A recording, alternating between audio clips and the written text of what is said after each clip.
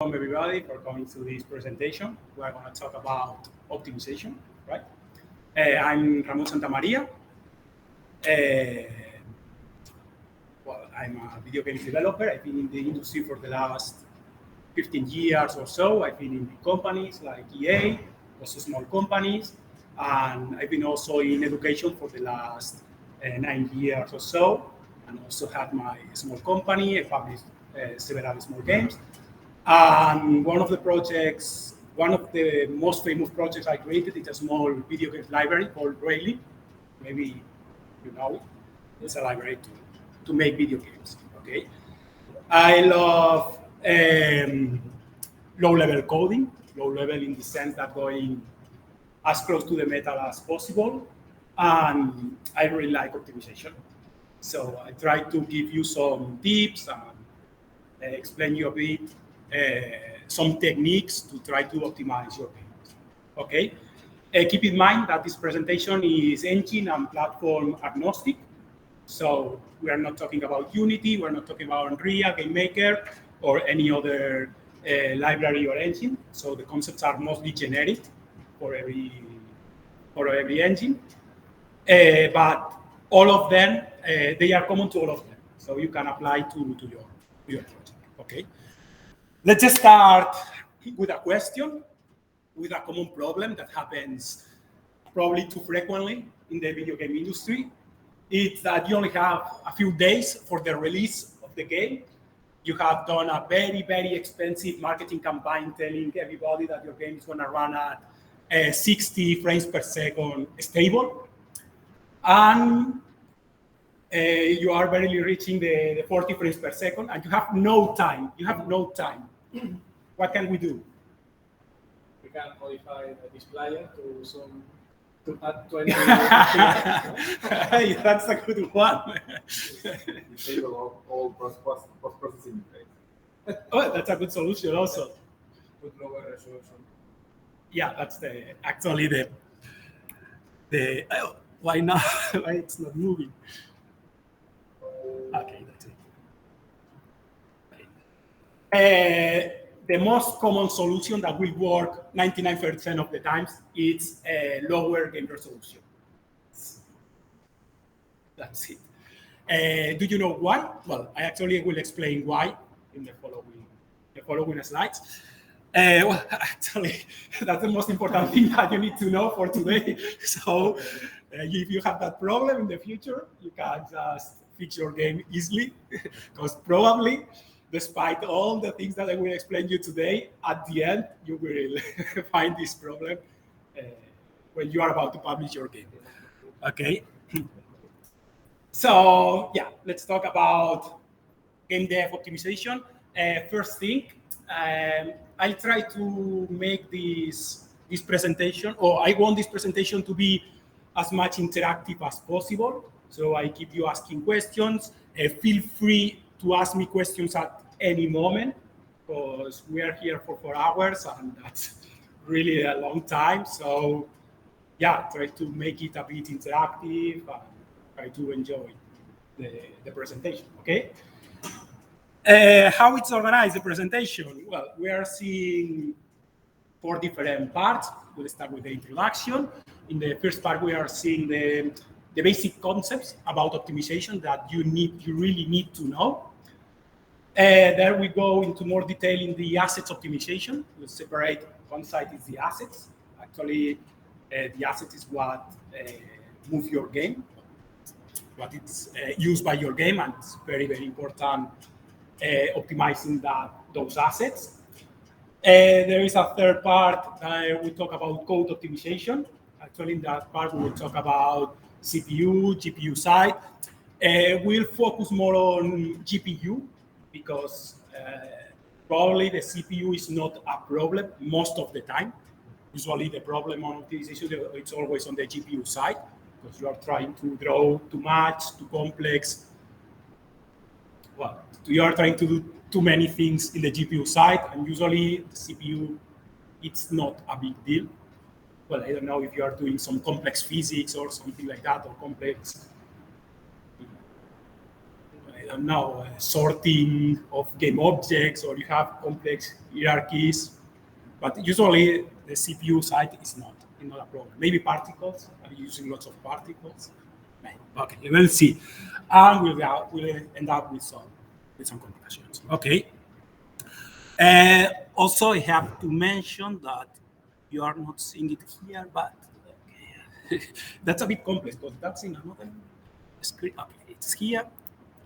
So, along the presentation, okay, here we have a set of small demos that I created to try to illustrate the different topics we are seeing about batching, instancing, whatever. Most of those demos have been created using Relic, actually. So they are really low level, almost direct GPU access, and you can see really what's happening in the inside. Okay. I don't know if we will have time to see all of them, but we'll try. Okay. So let's start with the introduction. What is optimization? Do you agree with the make a process work more efficiently? Yeah. Sounds like it in the silly description. Yeah. You? I'm just thinking, yeah, I would say, I don't really understand the first point. Oh, the key points. Yeah. Okay. It means that, the key points, I'm going to read them. The optimization should be a design decision, not a solution. It means that when you create your game, when you design your game, You have to take you have to take care about optimization at that point. Okay. Not wait to the end of the game and then you are seeing that your game is running at 30 FPS and say, oh, wow, something is wrong now, let's look for solutions. No, you have to think before getting into that point, because if you get to that point, you have a big problem. Well, not a big problem, you just decrease resolution and that's it, and ship the game. But you can do better than that, okay? Well, the other key points, as I said, are the assets, because smaller data and better organized, it could be processed faster. It's logical, but when you read the sentence, it's logical. But when you have to apply that to textures, audio, text, materials, models, well, all the assets that your game can have, it's not that easy, okay? But logic, it's simple. And the code, okay, also simple. More operations imply more time and more energy. Yeah, that's it. If you have to compute more things, it will take more time and more energy.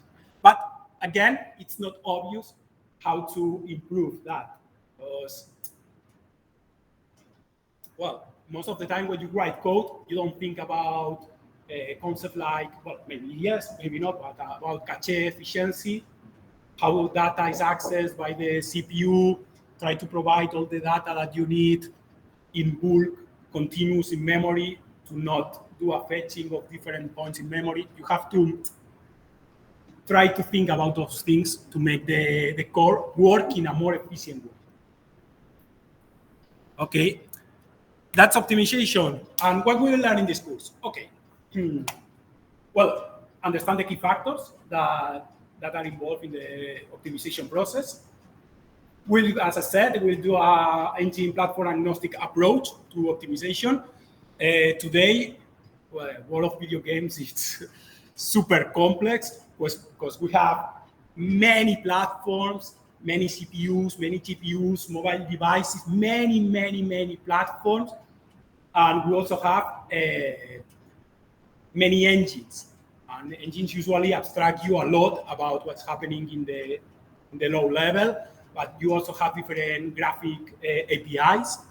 We got OpenGL. OpenGL is still kind of alive, but we got Metal, Vulkan, DirectX 11, 12, that are completely different APIs. So we have different graphic cards. Well, it's a very complex world.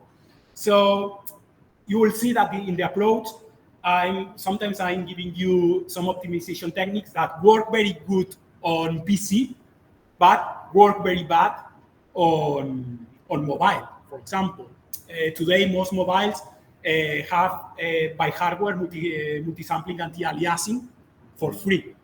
But if you try to do that on the PC, it's a complex operation. So sometimes things that work in one side don't work in the other side. I try to do the most agnostic approach possible to that, okay? As said, you have to create your assets with optimization in mind since the beginning, since the design phase. You have to think about optimization. Also, design your code with optimization inside. That I think that it's way more difficult to design code with optimization inside than to design assets with optimization inside. Because when you work with a high-level language, like probably most of you work with C#, maybe, with Unity, well, that's a very high-level language. Maybe some of you, if you work with Unreal, you work with C++. In any case, those languages are, well, probably for you, C++ is not that high level, but for me, I see it like a high level language. When you write code in C, everything is low level.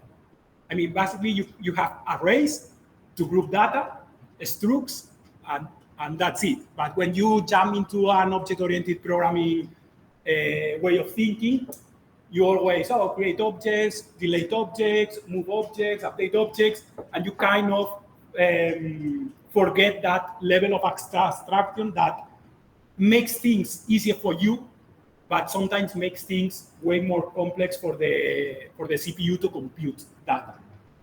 I don't know if, well, probably you have heard about dots. Yeah, or that kind of approach that the array of structs versus structs of arrays. Some paradigms that are getting popular lately in the way that you organize data to be provided to your game for being processed. Sometimes it's when you write code, it's difficult to think about those things because you have to change the way of thinking, and instead of thinking more aligned how a person thinks, try to think in a way more aligned how a computer works. Does it make sense? Yes. And that's difficult. That's difficult when you write code. Okay.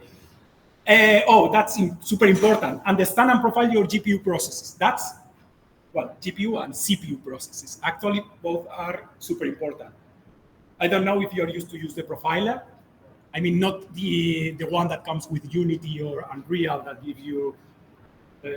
Have you used any other profiler? Maybe with Visual Studio, Inside, RenderDoc. Profiler. Profiler. Yeah. It has another name before profiler. It changed name, I think. It changed name lately. Yeah. I know profiler. Yeah. That's a good. That's nice actually because you put the different points and then the graphics that you generate can be super beautiful. And, yeah. I had a question about Unity profiler. Yes. Well, I'm not an expert in Unity profiler, but tell me. Basically, you recommend using another profiler? I recommend using another profiler. Info is sometimes. Yeah, actually, we will see a very, very, very good one. Well, it's not a continuous time profiler. It's more a frame profiler that we'll see some demo about how to use in Unity. It's called RenderDoc. You know it. Right now, RenderDoc is kind of an industry standard. It's super good. Sounds good because in Unity the profiler it's like rendering. Yeah. Okay. Yeah, but the problem with the profiler is about the overload that the profiler introduces. Yeah. So that sometimes you don't know if what you are seeing it's actually what it's seeing. Yeah, it's always recommended to build your game in release mode, run your game, and then profile it. Okay. Because at that moment you see the real numbers. Because if you're using the profiler inside the editor with all the scripts running in real time with the bug information and everything, it's kind of I'm seeing no. I mean, the numbers I'm seeing, I don't know if they are real or not. So we'll see that, and well, we'll learn how we can improve our game performance. That's the point. So let's jump into part one. Optimization basic concepts. When does optimization start? Understand your hardware, the same targets and budgets, how GPU works, graphics pipeline, that's super important, really, that's super important. Some key concepts to remember, and we'll see some tools. Well, actually, it will be only mentioned here, but we are seeing RenderDoc later on. Okay? Question, when does optimization start? Like ideally. Yes. Okay, so at the beginning, no? But when is at the beginning? Like in your paper, like when you design the game, you. Yeah.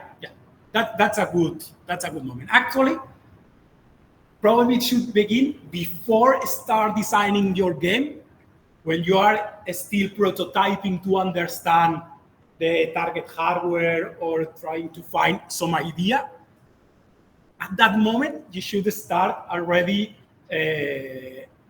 thinking about optimization. Then when you start with the proper design, probably you have a technical document that should list all the requirements, all the technical requirements, and at that point you already can introduce a lot of optimizations.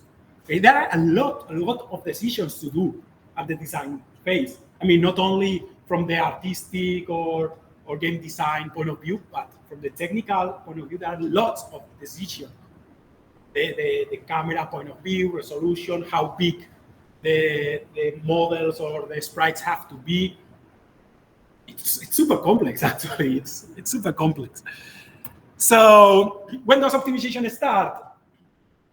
Well, misconception, obviously. Optimization should be done at the end of the project.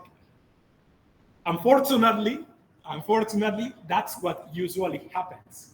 So you're trying to create amazing worlds and adding assets, adding polygons, adding material. You're running out of time. You don't have time to think about those little details, and then you reach a point where your game is running very, very slow, and you need to think about optimization at the end. Still, be careful, because as you will see later on, sometimes you reach that point and then you invest a lot of time, and when I mean a lot of time, I mean delaying the release of the game, into what's called micro optimization. For example, let's create lots, let's reduce the polygons of the model, and you try to do these kind of things that you only squeeze 1 frame, 2 frames, maybe five frames, with a lot of work. And that's wrong, that's a real problem. It happens all the time. If you reach that point, believe me, reduce resolution, that's it. No, it seems stupid, but well, actually, big companies do that. The big AAA development companies do that. The game should run a full HD. They don't reach the frame rate they want. They reduce a bit. How much? Depends. They try to look for a relation that then scale. It's not that bad. It's the best solution, because if you fall into the micro optimization phase at the end of the project, it's usually a disaster. You spend a lot of time, a lot of resources, a lot of work, and the gain that you obtain, it's minimal frames, just 1, 2, 3, 4 frames. That example that I commented, the reducing the number of polygons, it's kind of the typical solution, and that's actually the worst solution. It's the worst, because the cost for as we'll see right now, the cost for the GPU to process 10,000 vertex or to process 80,000 vertex, the difference is minimal. So be careful with that. Okay, reality optimization should be considered since the beginning, since the design phase of the project. Okay, super important, understand your hardware. That's super important, and it's usually also one part that it's missed in the design. Yeah, today you have Unity, you have Unreal, you have engines that in theory can deploy to many types of hardware and you think, okay, Unity is worrying about the hardware for me, Unreal is worrying about the hardware for me. To some extent, that's true. But it's good that you understand your hardware, that you understand your your target CPU, your target GPU, display resolution, refresh rate. What can your hardware do? Why? Because we will see in another point later on that most hardware have specific optimization features, hardware features. Hardware means that they can do things in the hardware, not by software. In the hardware means that they are, when they create the microchip has some special transistors in some configuration that can do some things at a super mega fast speed. For example, as I commented, the multi-sample anti-aliasing in mobile GPUs. That's very common. You need to know your hardware because they can do a lot of things. For example, that's in the GPU side. But in the CPU side, probably you have heard about the SIMD instructions. Again, you process multiple arrays of data in really few clock cycles. And most of the CPUs today implement SIMD instructions. And hardly ever are used. But okay, if you're using an engine should kind of take care of that for you. But it's good to know what can your hardware do. Example of that. Which ones are the most impressive AAA games for PS3? Which one the most technically impressive AAA game for PS3? The Last of Us? Last of Us, that's it. You know why? No, but from what I've heard, the architecture of the PS3 was really unique and complicated to work with. And Naughty Dog, since it's first-party studio, they were able to have like real knowledge about how this works and really perfect working on it. That's it, actually. That's it. The game was exclusive for the PS3, and the studio knew the hardware very, very, very, very, very good, like they did with the second one for PS4. They are creating a game exclusive for one platform. That's amazing. That's not common. That usually doesn't happen. That's not common. But if you do that, you can get all the power of the CPU, of the GPU, all the internal processor, co-processors, optimization path features. You can get the most of every hardware. And when you get the most of a hardware, you can create the best games. Actually, an example that it's less obvious, but it's the same, is when you look for the games in the 8-bit, 16-bit era, for the Super NES, for the Mega Drive. Those games, if you think about the hardware at that moment, those games are technically amazing. Why? Because they knew the hardware at perfection. They knew the hardware very, very good, so they could create the best games for those hardware. Today, that's not that. Today, that's a problem actually, because if you are creating a game that needs to run in multiple platforms, you are always limited to the less powerful platform. Actually, that's usually called the driven platform or the target platform. Imagine that you are doing a game that should run in PS5, PS4, Xbox, whatever, because I don't remember how are all the Series X are. Series X are the last one. No, it's a bit, the naming convention for the consoles is a bit crazy. Imagine that you are making a game for all those consoles and also for Switch. What happens here? That the driven platform, the target platform you are making the game for, it's limited to Switch, to what can the Switch do.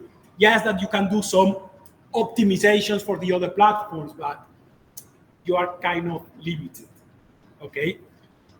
That's it. Understand your hardware. That's the most important thing, because also most hardware have special hardware features that could be, well, would make the difference. Okay, I talk about special hardware features at the end for some specific hardwares, like Kraken for PS5, mobile devices, and compression. Whatever. Okay. Design, target, and budgets. Okay. When you start the design of your game, you have to define the targets and budgets. I would say that maybe the most important point to start with is this, deciding a resolution for the game and a target frames per second. So it's kind of a starting point, and then from here you can start like a tree, designing all the other pieces. Okay, we want to reach that. Usually studios do that way. You want to reach full HD at 60 frames per second. Okay, then you can. What is your target resolution for your games? Yeah, full HD, 60. Okay. I mean, today, depending on the game, still most games can run at 1080 by 720. I mean, it's still a quite valid resolution. Still, it's hard if you will for PC. Like it's hard, I guess, the point of understanding the hardware.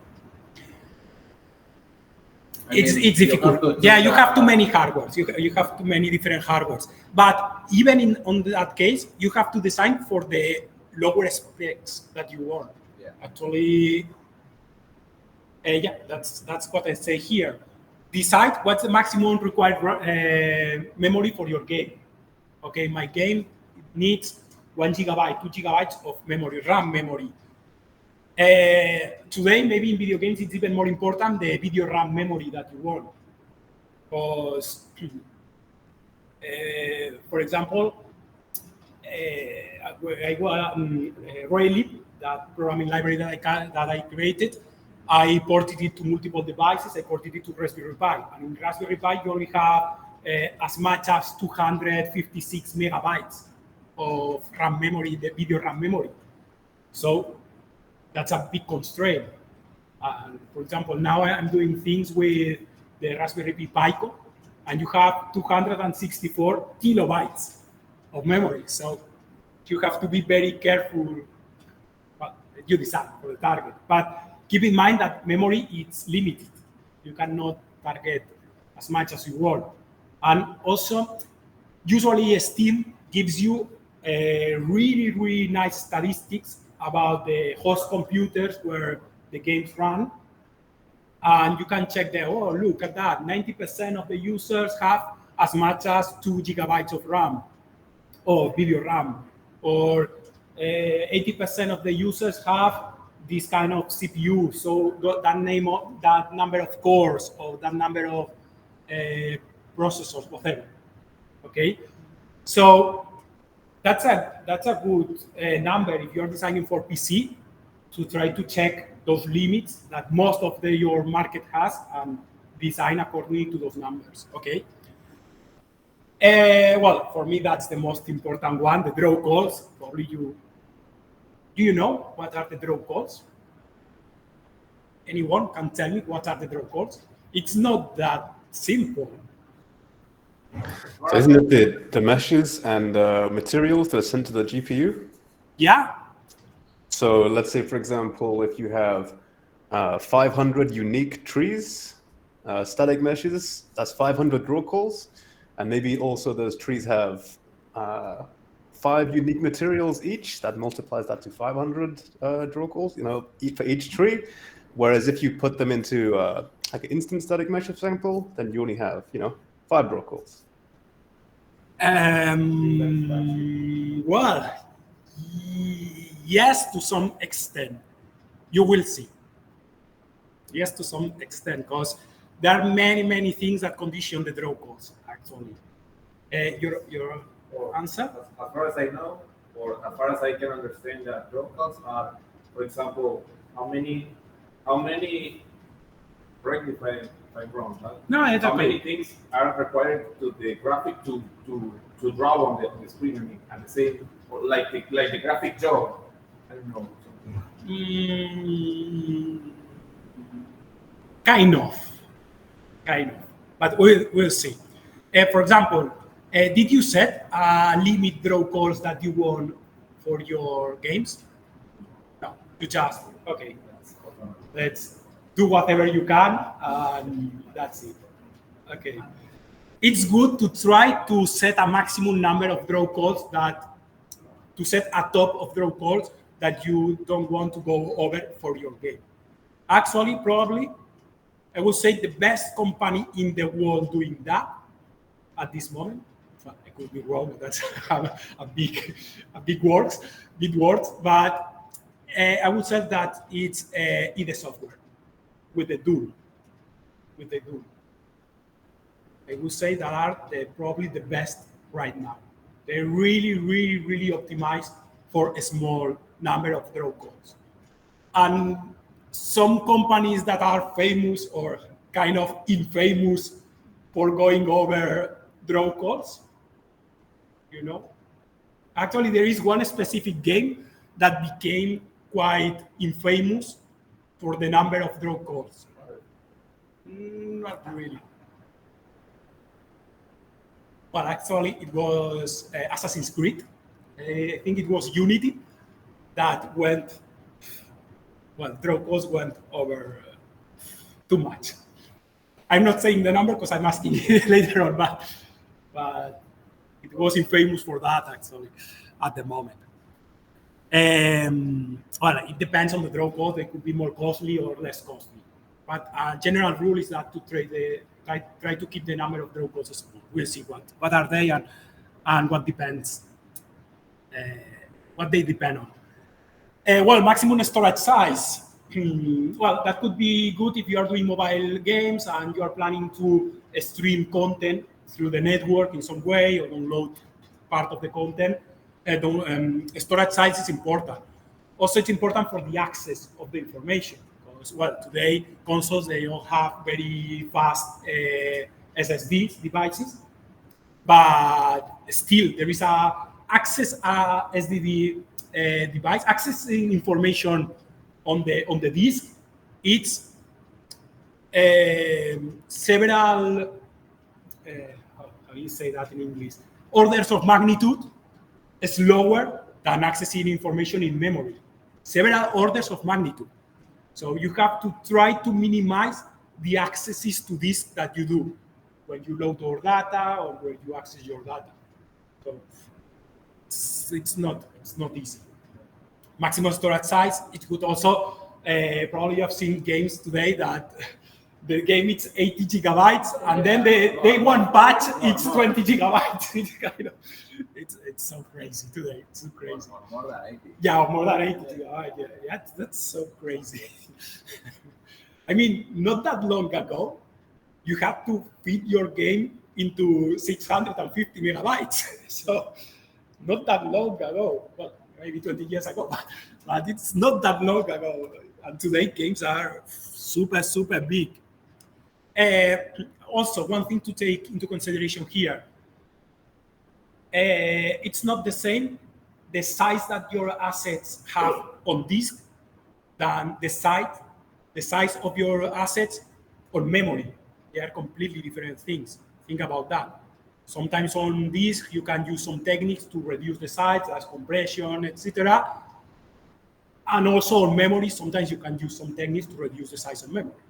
Okay, but they are completely different things. Okay, on the disk, the size on disk will condition the access and the loading times. The size on memory will condition the drawing time. Okay. Well, minimum network speed if your game runs on network, because delays on network and lack on networks is a big problem. And well, what to say, the reference platform or the driven platform for your game. If you are developing for multiple platforms, try to look for the less powerful platform and put all your efforts on that platform. Because if your game runs good enough on that platform, it will probably run good enough on all the other ones. Yes. Just to add, what you say is very important because we use Nintendo as the base device. If it works very good in Nintendo, it's going to work great in the other platforms. Yeah. So it's like the base platform because Yeah, this generation, well, actually, this generation are probably all the other 5 generations. Well, I think Nintendo 64 was quite powerful at the moment, but besides that one, Nintendo always has been one step in powerful devices, one step before the other brands, the other first parties. So I have a question on the target resolution. How do you plan for that when you're making a PC title? Because if you give the user the option to change resolution, then surely they choose the target resolution once they have the game installed. Well, it depends on many things. It depends on the type of game. If it's 2D, if it's 3D, how far or how close the models that you are displaying are gonna be seen. For example, it's not the same for a top-down shooter, a first-person shooter. It's not an easy decision. Actually, I would recommend that you try to set a kind of a standard number for the generation and stick to them until you can take a more detailed decision on the process. Like, let's set a resolution and a target FPS design based on that. And if at some point you find that you need to increase that resolution, go all the route up, change the resolution, and go down. Personally, I recommend targeting for a low resolution better than a too high resolution. Today, for a PC game, well, if you are doing pixel art, obviously forget about big resolutions, okay? 2D pixel art, just try to stick to the best resolution for displaying the pixel art. And it could be a very low resolution, actually. Then you scale and all those things. But if you're targeting for a kind of a standard 3D game today, maybe a full HD, it's a kind of safe bet. Yeah. I don't know if I'm answering your question, kind of. I mean, my question was more in lines of, it doesn't matter what your target is, because as soon as a PC user installs your game, they're going to put their resolution to whatever they want. Okay. Yeah, I understand, but you target for a resolution. When they change the resolution, it can be just a scale resolution. It cannot be a real re-rendering. I mean, if the user changes to 4K resolution, it doesn't mean that you have to render everything at 4K. Okay, you can do that, but then it's the problem will be in the user side, because if you design your game to be Optimus at full HD, that's the recommended resolution. If they want more, they need a more powerful GPU, or you can opt for the option to just scale, render at full HD and then scale to 4K. Actually, that's what consoles do today, mostly. So are you talking about the dynamic resolution scaling based on performance, that type of thing? Yes. Dynamic resolution okay. scaling. Well, actually, you are rendering to a fixed resolution, and then when you draw to the screen, you just scale. Okay. And then you have different methods to scale. Some are better, some are worse. For example, AMD, I don't know what's the name for the technique, but it's just a shader that scales in kind of a fancy way.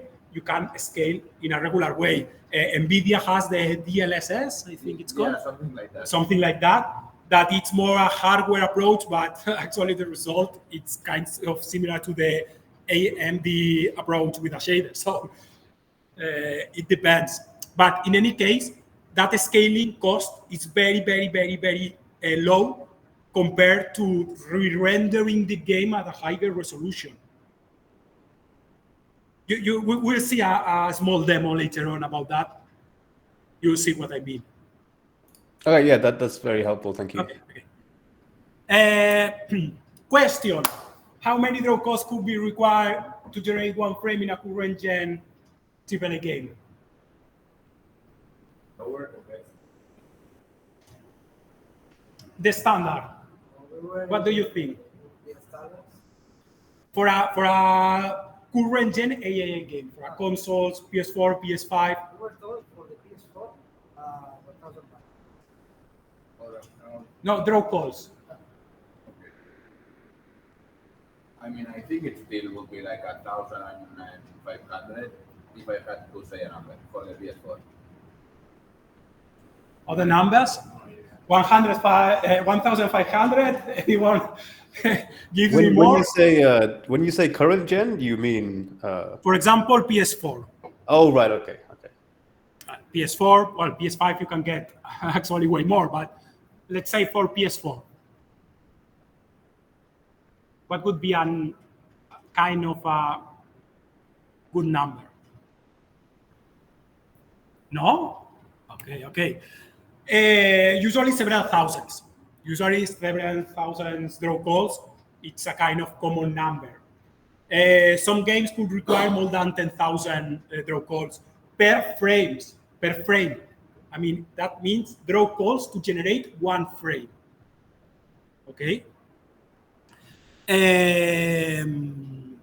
If you are on mobile, what numbers do we manage with the latest devices? Maybe like 700. Yeah, 700. Actually, I think. It's sometimes somewhere it's that number. I wrote that number. Yeah, 700. It's a safe bet. Between 500, 1,000 maybe, but if you stay between those numbers, it's a safe bet in mobile. Well, it also depends on the complexity of those draw calls, okay? But usually those are the numbers that we manage, okay? How GPU works, the graphics pipeline, well, that's super important. That's extremely important for optimization to understand how the GPU works and what's the graphic pipeline. Do you know what's the graphic pipeline? Have you seen how the graphics pipeline works? Not in extension. Okay. Online, do you have heard about the graphics pipeline? Sorry, what's the question? Yeah, if you have heard about the graphics pipeline, if you know how the graphics pipeline works in a... Yes. Okay. Well, I'm going to do a small explanation. Well, actually, what happens in the graphic pipeline is that process. Well, the graphic pipeline is all the sequence of processes that happen in the GPU once you launch a draw call. When you do a draw call, say, okay, draw. A lot of things happen in the GPU. GPUs today are really complex processors, really complex processors. Actually, that was the first GPU ever from NVIDIA. That's a photo of the first GPU ever. Okay. They are very complex, and they do a lot of things. Basically, they receive the vertex, they run the vertex shader, they place the vertex shader, they rasterize all those vertex. They generate fragments. They do some color blending and more, and they draw on the frame buffer. Okay, that's in a visual way, but I'm gonna explain it in more detail. Okay. I don't know if this graphic is big enough. Can you read it? Just maybe it's a bit small. Maybe we can do some kind of tool. But never mind. Oh, yes, probably we can. Okay. I want to explain it briefly. Okay, that's what we can call today the traditional geometry graphics pipeline. Okay, it's the most common one used still today, but I have to say that this is changing For example, we have in AMD side, we have something called the geometry engine. And on NVIDIA side, we have the mesh pipeline that are different than this. But still, this is valid today, and it's widely used today. It's kind of the standard pipeline. All the graphic APIs, probably you know OpenGL, Vulkan, DirectX, Metal. Those are probably the most popular ones today. All of them follow this graphic, this diagram, okay? I'm gonna explain how everything works. Here you have the application. I mean, you have your program and you have created your asset, you have created everything, okay? At some point, you want to draw something on the screen, okay? Let's say that you want to draw a 3D model, only a 3D model, okay? To draw a single 3D model, you have to, before launching the draw call, you have to do some steps. First, send to the GPU all the vertex data of that model and activate all the vertex data required for that model. Vertex data means position, texture coordinates, normals, index, colors, tangents, bitangents, binormals. Well, all the vertex data required for that model, okay? You send that information to the GPU and activate that information, okay? You have to send and activate all the information about the texture, the textures that are gonna be used for that model. And also the shaders that are gonna be required to process using the textures, the coloring of that model, okay? You activate those things. Well, you send those things to the GPU and you activate those things. It's clear that concept. And when you have done that, there is a special function that, for example, in OpenGL it's called GL Array or GL Elements. In Vulkan there is the equivalent, in DirectX the equivalent, but it's always a single function that when you call that function, then the GPU starts doing everything. And what it does, that. On the application, you activate all the things, and then you do draw. You call the function draw when everything is activated. Vertex buffers, index buffers, other extra buffers, textures, buffers, okay? Well, the shaders. You activate all the things, and then you call the function draw. And when you call the function draw, it starts doing this process, right? Important thing to keep in mind. Actually, probably you shouldn't know that, or I shouldn't explain you that, but I explain you. There is something called the graphic driver that is in the middle of the process that has full control over the GPU. It means, despite what you configure in your application, despite all your design decisions, despite all your optimization, despite everything you do in your application to try to get the most of the game, the graphics driver will be always in the middle. It means it can rewrite shaders for you, change configurations for you, change textures for you. It can do everything that you can imagine.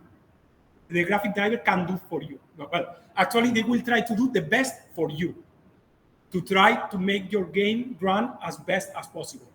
Most of the time, it would be nice. Sometimes it won't. But keep that always in mind, that the graphic driver is in the middle.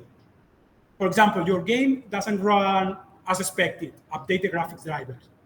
And probably it will run better. It could happen the other way. Your game runs perfectly, you update the graphics driver, and then everything is broken. Shaders and everything. Could happen. So you have to keep in mind always that the graphic driver is in the middle. The graphic driver is for example, in Windows, is a DLL installed in System 32, and the graphic driver does everything. Actually, does many things, to the point that the graphic driver contains a compiler inside that compiles the shaders, for example. So it does lots of things, because the graphics driver needs to compile the shaders that are kind of generic for the specific GPU where they are going to run. So when you start a game and it says compiling shaders, it's that. Yes. It's the compiler that it's inside the graphics driver, or it's provided with the graphics driver that compiles the shaders For your specific target platform. We've had Yes. some problems, but some computers do it, not that much. Yeah. I mean, one of them was actually the same. Okay. But it had very, very good performance. Very, very good. Good. Poor performance. What is it because of the Well, first thing you have to try is updating the driver. Yeah. That's always the first thing to try. But then, well, it could be a matter of optimization, whatever. But okay, just let's go through the graphics pipeline quickly. We configure everything on the application. We call the function draw, and then the graphics pipeline starts running. And the graphics pipeline does first, there is an input assembler that it means, well, it defines how the vertex that you are providing should be connected. If you are drawing lines, if you are drawing triangles, just points, depends. Then, well, I'm simplifying the process a lot. Actually, the process is crazy complex. But to get the idea, it's right. Then it comes the vertex shader. The vertex shader usually is in charge of positioning the vertex data in the wall. Okay? You usually provide to the vertex shader the model view projection matrix. Does it sound familiar to you? How everything should be. I mean, you are sending, for example, a model that is placed in the 0, 0 of your wall. But then in the vertex shader, you transform it to that position in that side of the wall. So that's what the vertex shader does. Recalculates all the positions for the vertex to be placed in the place. I mean, translate, rotate it, scale. At the end, if you think about it, rotation, translation, scale, it's only a replacing of the vertex. So it's everything the same, just changing the vertex positions, right? Then there is a second phase of primitive assembly, similar to the first one, but I'm not going into detail. Then it could come in modern hardware. You have the option to tessellate, subdivide the triangles into more triangles to get more detail. You can also could go to geometry shader to create additional vertex or do some further detail or whatever. Okay, those are actually quite complex processes, really complex processes, and I recommend not using them, not using tessellation or not using geometry shaders, at least that they are really, really, really required for your type of game, because they are actually very costly processes for that graphic pipeline. Tessellation and geometry shaders. Yeah. Tessellation is subdividing. I mean, you send a low poly model, and in the GPU, the low poly model with 1,000 vertex gets converted in 1 million vertex. So you better create the model with 1 million vertex if you really need. Well, no, but no, if you really need it, use tessellation. But most of the time, believe me, you don't need it. It's a very complex. I mean, it's effective if you do it in the GPU. I mean, it's better to create the 1 million vertex in the GPU than create it on the CPU and send to draw. But if you can avoid doing that, try to avoid. Yes. When is tessellation?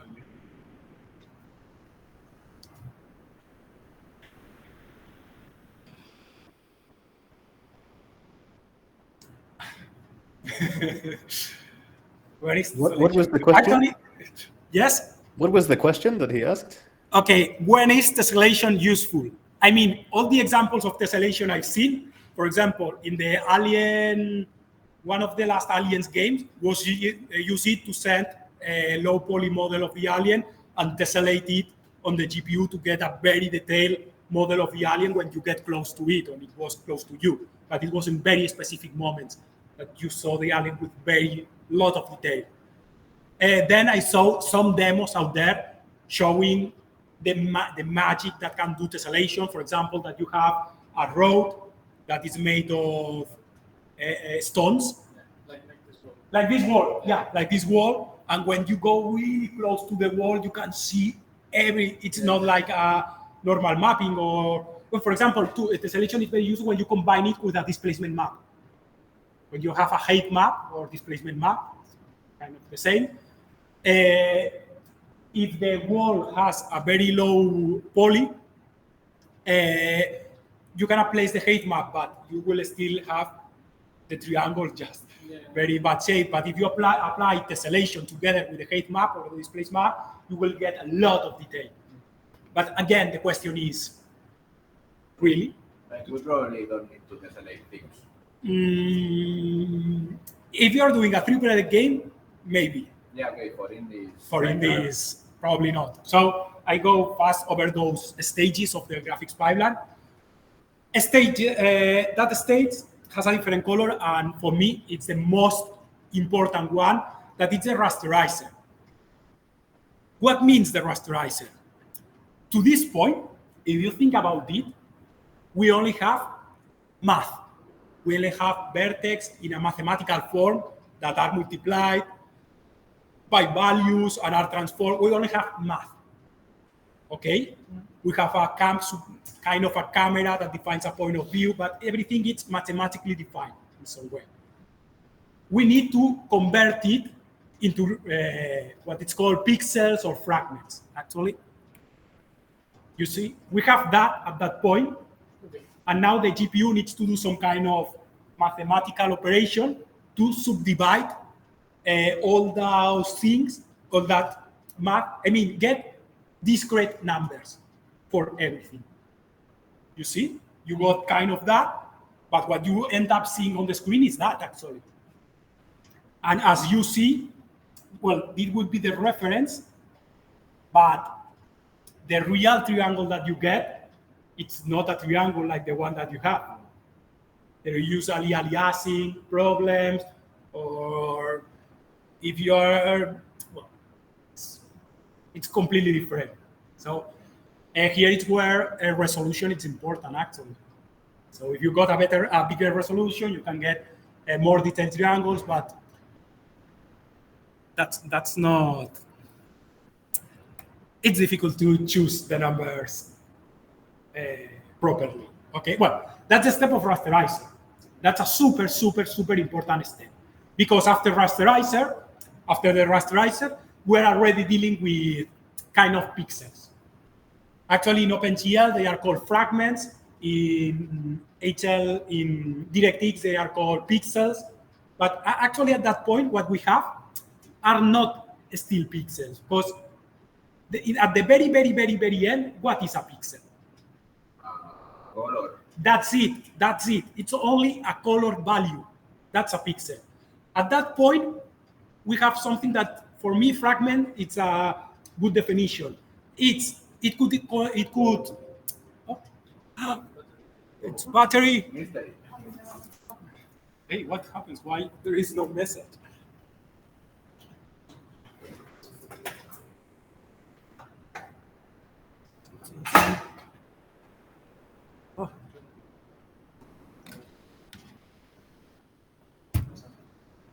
Okay. Yeah. Okay. So, fragments have no color yet. Why? Because the color actually is the final result that we want, right? Fragments have information about position in the screen, coordinates position. They could contain information about the origin of the fragment, additional parameters. Okay, we need to do something with that fragment. We need to colorize that fragment. That's what happens in the following steps. Actually, before the fragment shader, that actually probably it's the most important shader in all the graphic pipeline, and also the most complex in terms of the most costly shader in terms of operations. All the optimization needs to be focused on the fragment shader, but it's the most costly operation. Is the fragment shader also sometimes known as the pixel shader? Is it the same thing? In DirectX, it's called pixel shader. Okay. Yeah. In DirectX, it's called the pixel shader. Yeah. In that point, we choose the color for the pixel. It seems something easy, but actually it's extremely complex. Why? Because we have a fragment. Imagine it that it's like an empty pixel. Okay, and we have to choose one color for that pixel. What we need to take into consideration? We need to consider if we are using textures. We need to consider if there are lighting. We need to consider some lighting model if we're using, how complex it could be. We need to consider shadows. Well, we need to consider many things only to get the color for one pixel. And that process that could be mathematically extremely complex needs to be done for every fragment that needs to be converted into one pixel. So, yeah, you understand that? Well, after that process, there is another post-fragment operations, and what you end at the end is what's called the frame buffer. You got the color buffer, that is what is displayed. You get the depth buffer, stencil buffers. Well, you get a set of images that some of them could be displayed and could generate a piece of what needs to be the frame. Because also another thing to keep in mind, that it's done for a single draw call. So if you're drawing lots of things for a frame, first draw call, this model. Another draw call, this, the background. Another draw call, this, that. Another draw call. I mean, you need to do 10,000 draw calls sometimes. I mean, every time that you call a draw call, all that processing, and maybe at the end of one draw call, you get 26 pixels with a color. In the next one, you get 880 pixels with a color. And at the end, you got the full frame, and you can display the frame on the screen. Okay, if you understand this process, you probably know everything you need to know about optimization. Because all the other things come down just using logic. For example, one question. Imagine that you have a model that has 100,000 vertex. Okay, and you draw that model.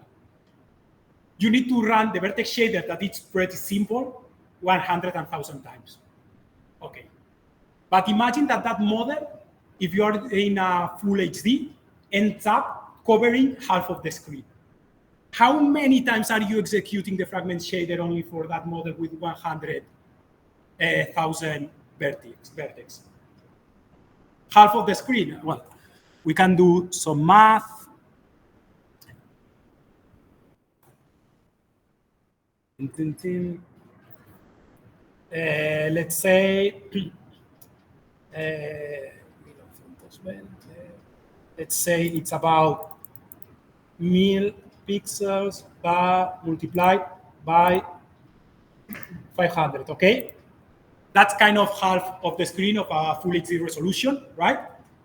So maybe you're worrying about processing 100,000 vertex with an extremely simple math operation done on the vertex shader, but at the same time, that model requires 500,000 hyper complex math operations to be displayed on the screen. You see the scale different. That's the reason why, to optimize, maybe you spend 2 days reducing the 100,000 vertex to 10,000, but the gain you obtain is 0. But if you reduce the resolution a bit, we are actually reducing the complexity of the operations a lot. Because that process is extremely complex. Your question? What's the difference between fragment and a pixel? Yeah, because a pixel refers to the final color. A pixel is just a color value at the end, placed in a frame buffer. So at that position, we have that color. That's the result. But to get to that color, we need first to know all the information about the position of the pixel, and also a lot of more information about texture coordinates, textures assigned, lighting, etc., etc. That's what it's calculated in the fragment shader. So in some way, you can understand it like a fragment, it's a pixel before having a color. And a pixel, it's the color. Yes? So I have a question about this as well. So I've heard a few times that when it comes to optimization, when it comes to your shaders, if you can move things from the fragment shader to the vertex shader, you will save a lot of performance. Yeah. When it comes to animation or any kind of movement, if you do it in the vertex shader, it'd be a lot cheaper. That's it. That's exactly what I just explained. Usually the vertex shader executes for every vertex, and the fragment shader executes for every fragment. Usually the number of vertex is way lower than the number of fragments that you have to execute usually. So, and usually the vertex shader, the operations are way simple than the operations that you do in the fragment shader. Because calculating the final color, it's a really complex process. Okay? Also, remember, it happens every time that you launch a draw call. So if your game needs to launch 1,000 or 10,000 draw calls, that will run for 10,000 times. Okay? What we have to try? First thing we have to try, reduce the number of draw calls. How can we reduce the number of draw calls?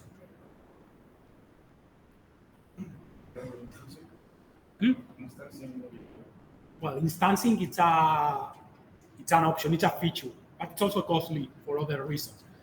Let's think about what requires a draw call. A draw call, I repeat, requires configuring the vertex to be processing. Yes? Configuring the textures to be processing.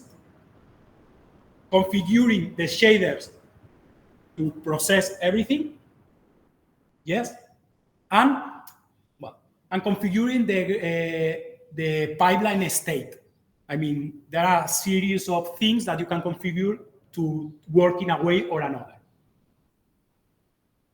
Vertex, shader, textures, shaders, and pipeline states. For the moment, you can forget about those ones. So, how can we reduce the draw calls? Using an atlas, for example. If you reduce an atlas, you don't have to change the texture all the time.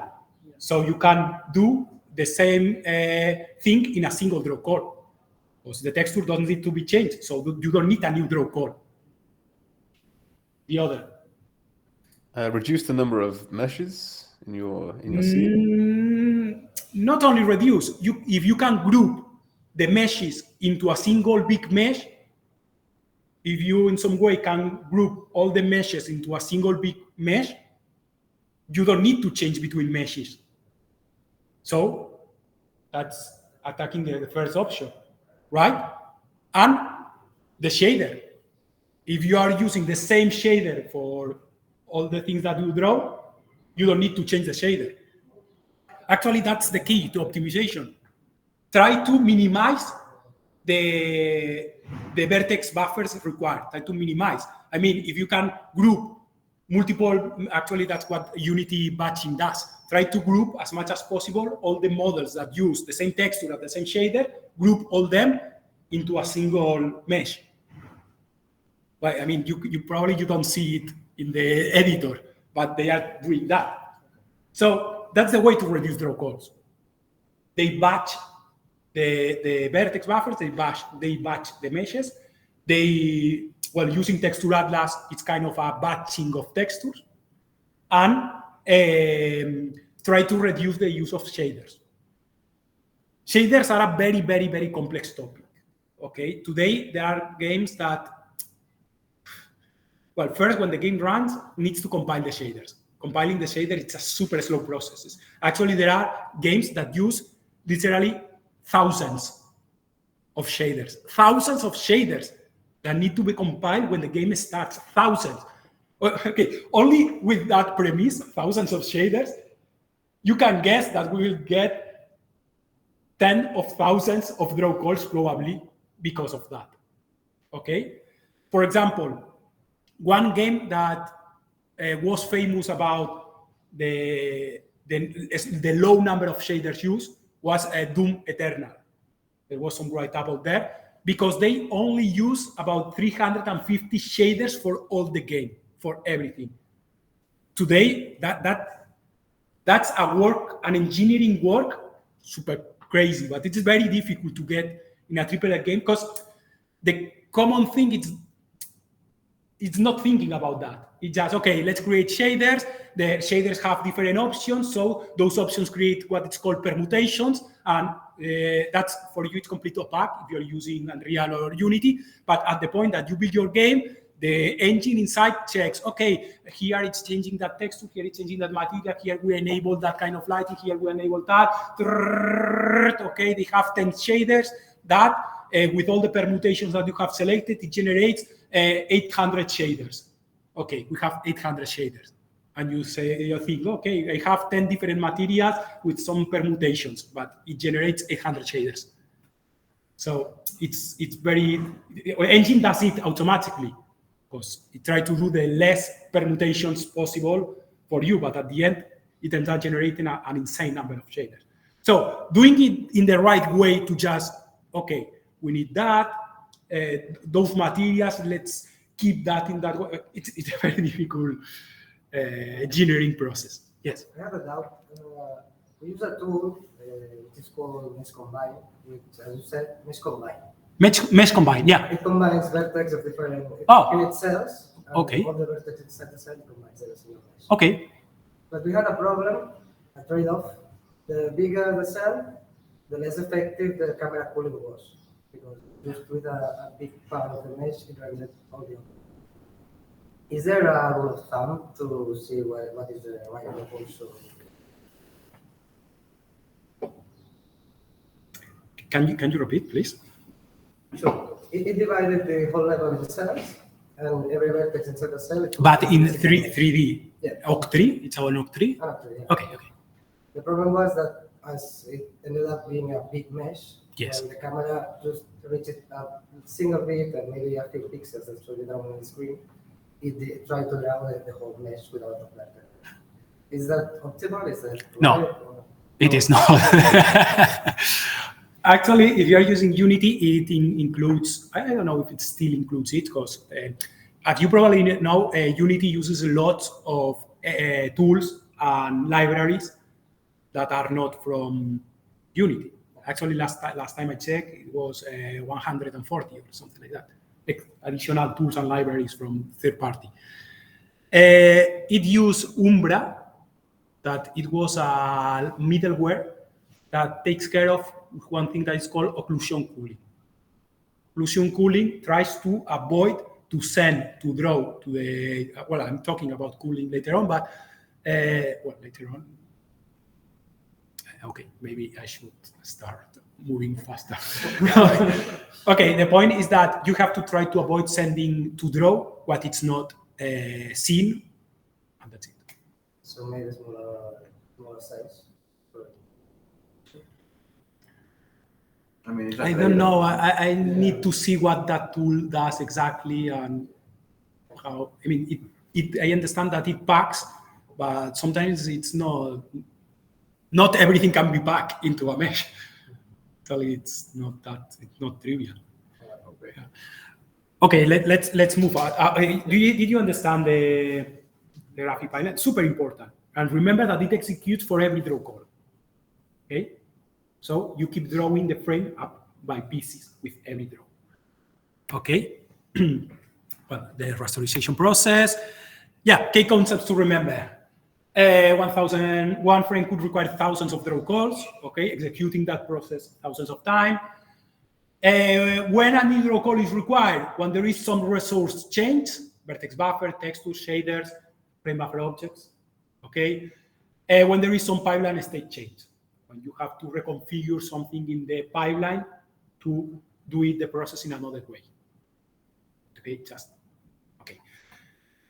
Okay, pipeline state changes, for example, viewport, blend mode, cool mode, scissor mode, primitives mode, the testing. I mean, for example, if you are drawing a model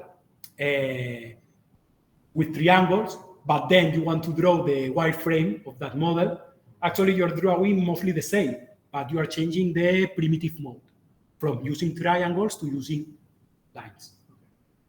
Kind of. It's not exactly, but you understand, right? For example, a scissor mode. You can define that only one part of the screen is used for drawing. Okay. Yeah. Okay. Blend mode, yes, you know about blend mode.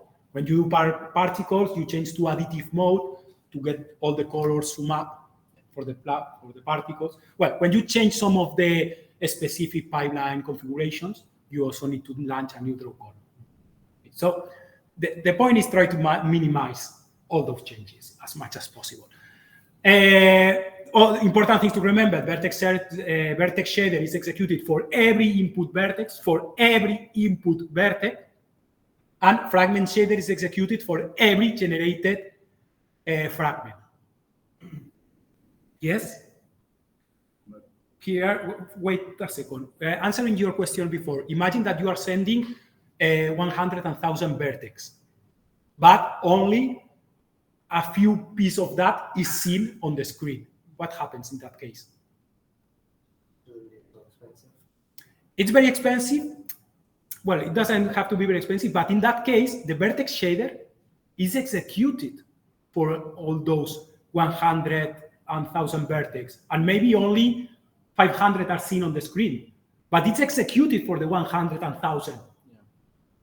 But then the fragment shader, it's only executed for the 500 vertex generated fragments. You see?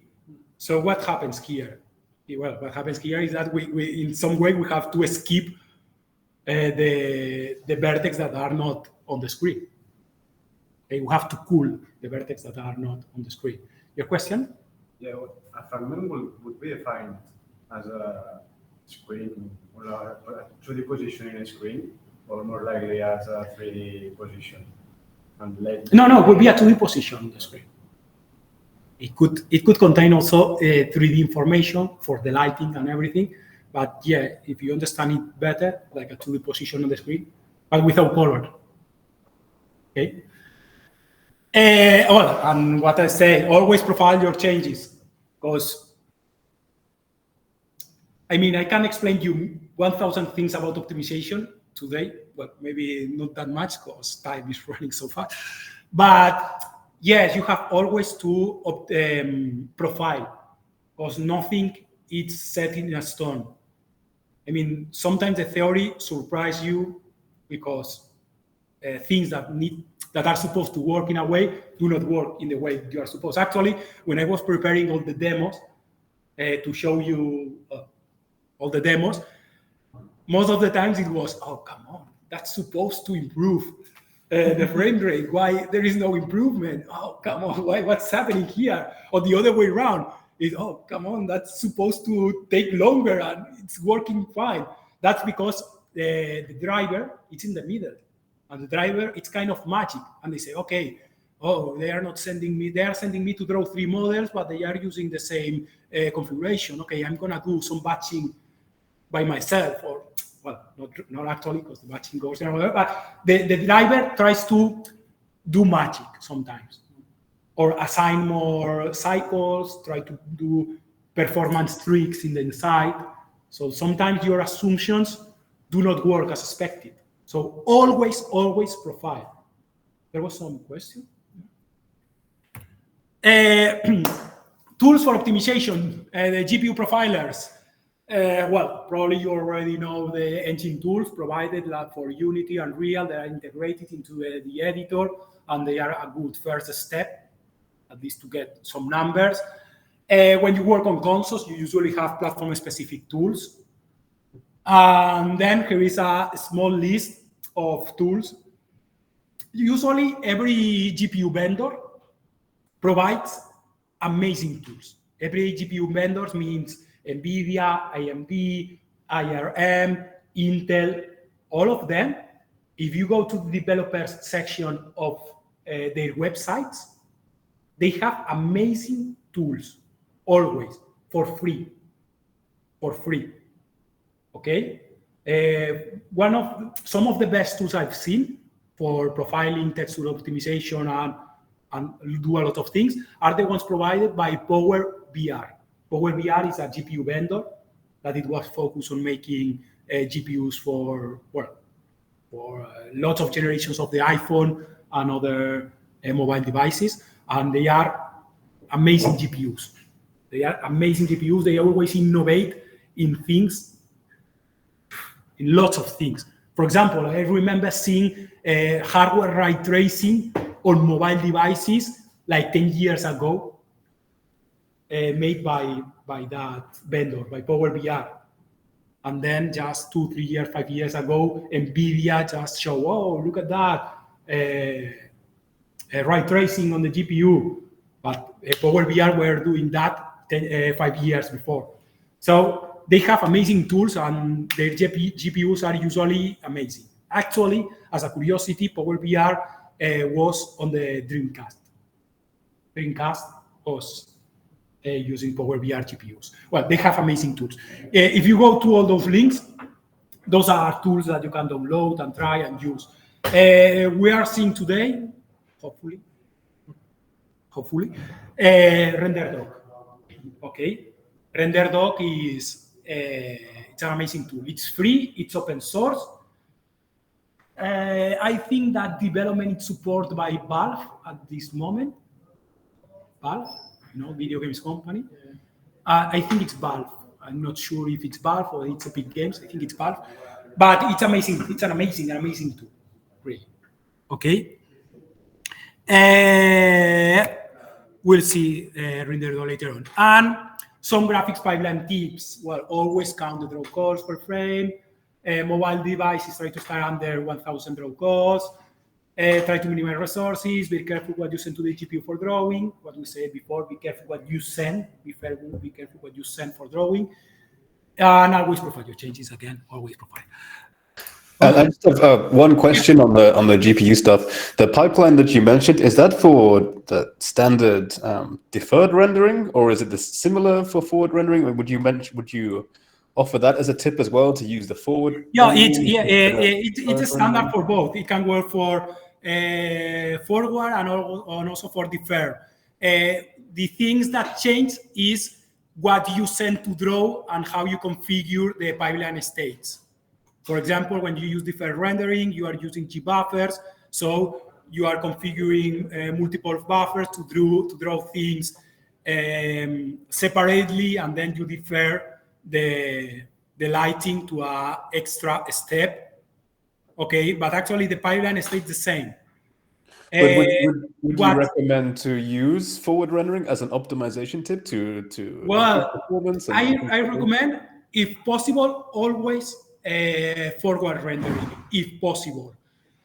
If you are dealing with many lights, and that's an important key aspect of your game, and well, you cannot avoid it, then use defer. Defer, it's super good for when you are dealing with many dynamic lighting. Mm-hmm. Okay. But if you can avoid forward, you have other options like the tile defer rendering or even the forward plus rendering that are second options. Usually, some of them require compute shaders. They are new techniques, but for example, well, later on the presentation, there is a link to the video game Deus Ex. You know the video game? Mm-hmm. Deus Ex is using a forward plus technique. And well, actually the results are very good. And there is a link that explains the technique with a lot of detail. But I don't know what level of configuration do you have. If you're using Unity or Unreal, I don't know to what point you can configure the rendering technique, or you can only choose between forward, defer. Yeah, it's in Unreal. You can basically choose between forward and deferred, but then because you have access to the entire source code, you could write your own extensions and things anyway. Well, in that case, I recommend always, if it's a small game, and you can and there is not much dynamic lighting, use forward. Forward, it's the easiest one. You are avoiding extra development complexities. But if the lighting is very important in your game and there are a lot of real-time lighting and many lights, you can go for the defer. And if you feel brave, you can explore other techniques. Okay, great, thank you. Okay, part 2, assets optimization.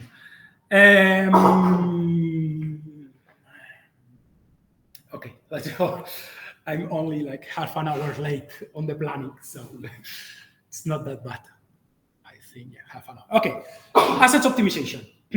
Well, assets are the base material for your game, so it's very, very important that you understand how you can optimize your assets. Okay, I think actually about all those points that we are seeing, images, textures, font, text, sound, models, meshes, materials, animation, shaders, that are a bit the bulk of assets that you can find in your game. The most important point is just the first one, understand the data. Okay, because when you understand how data is organized, it's everything, it's always the same. I mean, for images and textures, you have pixels. For fonts, you also have pixels usually, or you have characters. For sound and music, you got samples, or you got frames of audio frames. For models, you have vertex. I mean, you always have the same packets of bits with different names, right? It's always the same. You assign different names, but it's always the same packets of bits or packets of bytes. Let's call it pixels, let's call it vertex, let's call it samples, let's call it whatever you want, but there are packets of bytes. So, yeah, that's the point. Always also consists of a sequence of bits that can be optimized. That's it. You only have bits that are going to organize in bytes or integers or floats, well, in different groups of data, 8 bits, 16 bits, 32 bits, 4 bits. Okay, you got lots of crazy combinations, For a pixel, for example, you can got crazy combinations like 5551. It means 5 bits for the red, 5 bits for the green, 5 bits for the blue, 1 bit for the alpha. So you can have all kinds of crazy combinations. Same for vertex data. For vertex data, for example, a tangent or a normal can be packed in what it's called a 10-10-10-2 integer. So you got the normal information, the x, y, z, and w. You can got, or as a sign, you can got that information combined into 10 bits, 10 bits, 10 bits, and 2 bits. So at the end, it's just playing with data. So we got independently of the type of data. So if you understand that, you will understand all the following points very easily, because it's just that. Try to reduce as much as possible the size of the data, keeping the maximum possible quality for your game. Okay. That's it. Well, actually, that's the simple approach. Okay, when I say about understand data, the simple approach to optimization that you think about is, well, less data to process, game will run faster. And you usually think about less textures, smaller textures, less audios, less quality audios, less fonts, less languages. It's less. It's reducing everything, but with a very, we say maybe a very naive approach. Like, okay, let's do it smaller, let's do it less, that's the usual approach. You have to try to avoid that kind of approach, because that's a very naive approach, and despite it could work, you have to do a professional approach. That is, okay, we have that data, let's try to minimize as much as possible that data, but let's keep the maximum quality for it.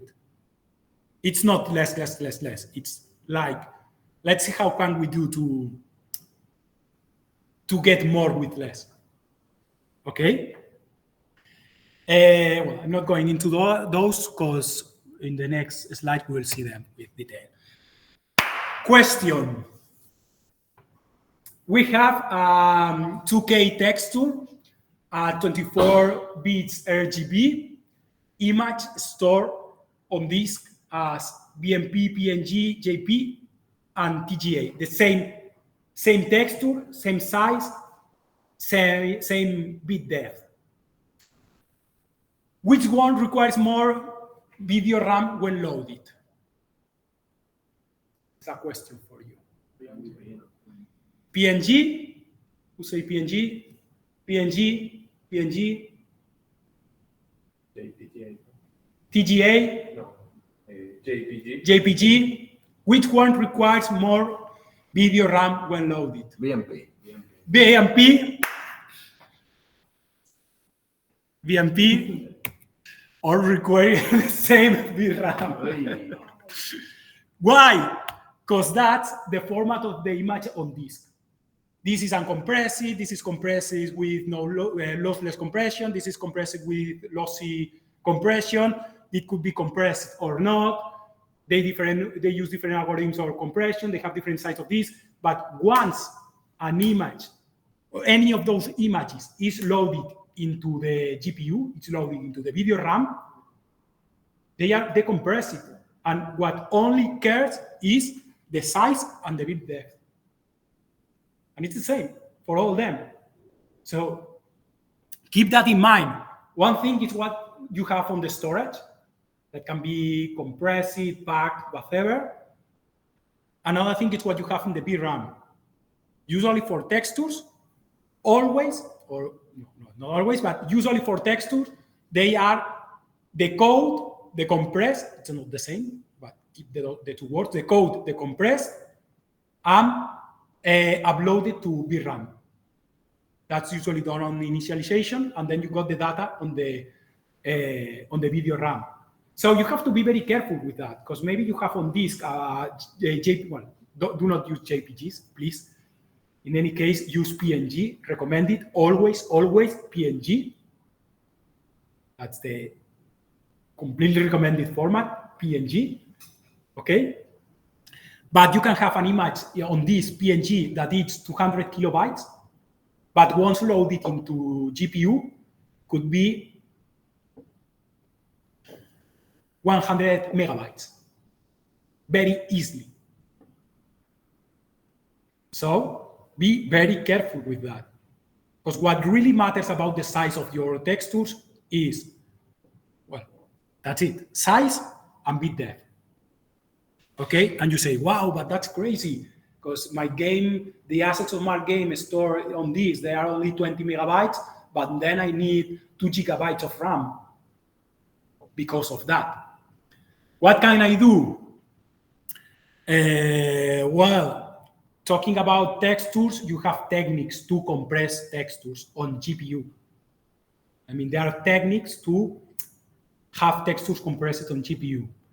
Actually, Unity and Unreal have options to select that. We will see that right now. Images and textures. What's the difference between images and textures? Because sometimes we use the concepts indistinctly, and when you talk about images, you're referring to textures, and when you talk to textures, you're referring to images. I usually keep the concepts separate. One thing are images, one thing are textures. What do you think is the difference? It's here, but for me, textures loaded into shaders where images are just drawn straight onto the screen, maybe? Not into shaders. Textures are loaded in the video RAM. Textures are loaded in the GPU. But maybe and sampled from the shaders. No, they are used in shaders. Uh-huh. Then they are used in shaders. But images are only on CPU. Okay? When you load an image, you load the image to RAM.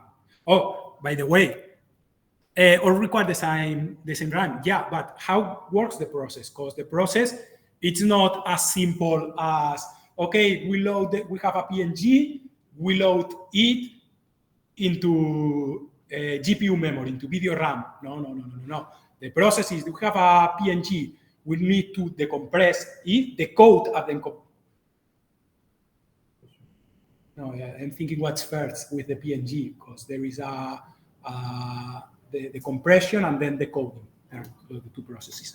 You need to decode and decompress it in RAM memory, and that's done on the CPU in RAM memory. But then this is copied into the GPU, and usually when it's uploaded into the GPU, it's unloaded from the CPU.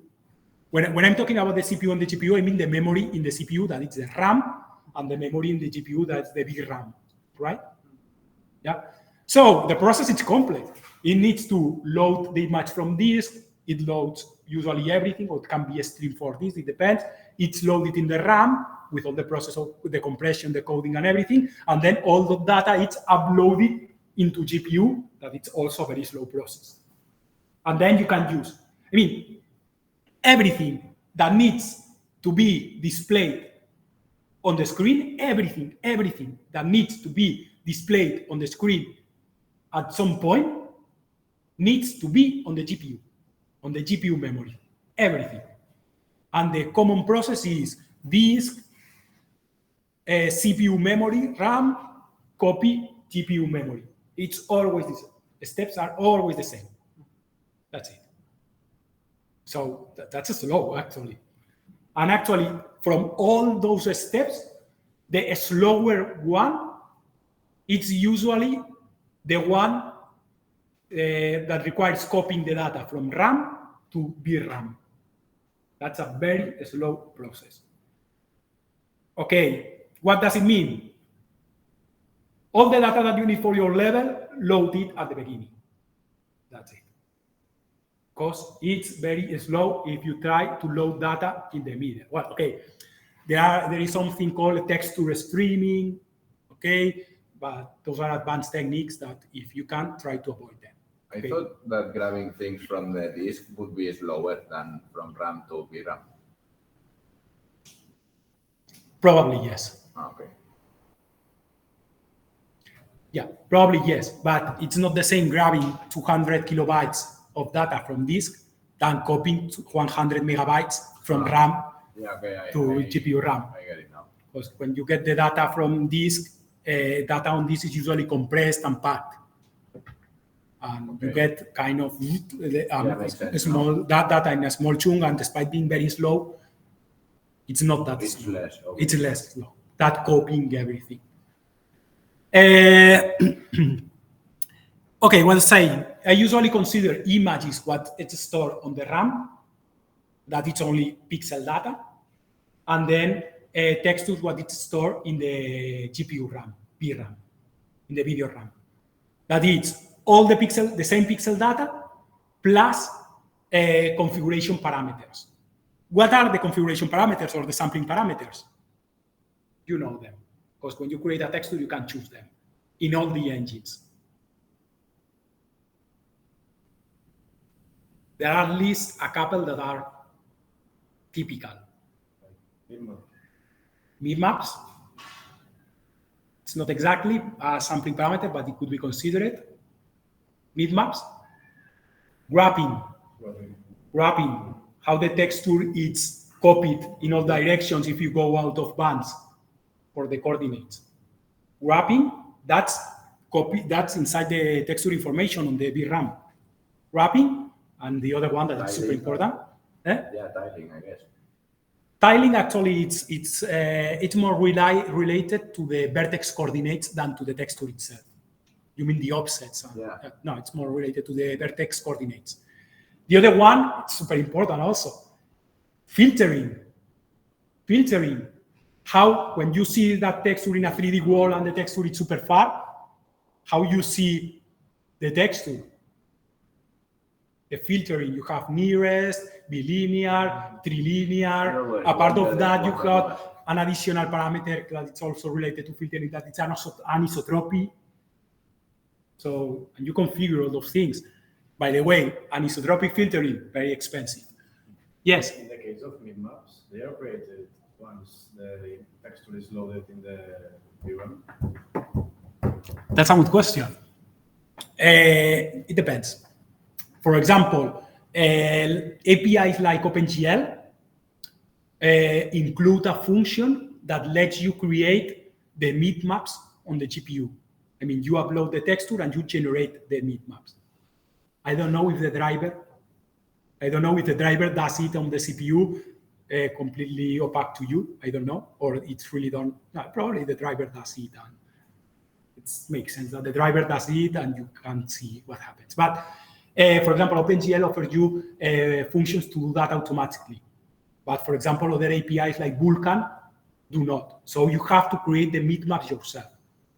Actually, it's recommended, and actually I think that's the approach that Unity uses, that you create the meatmap yourself.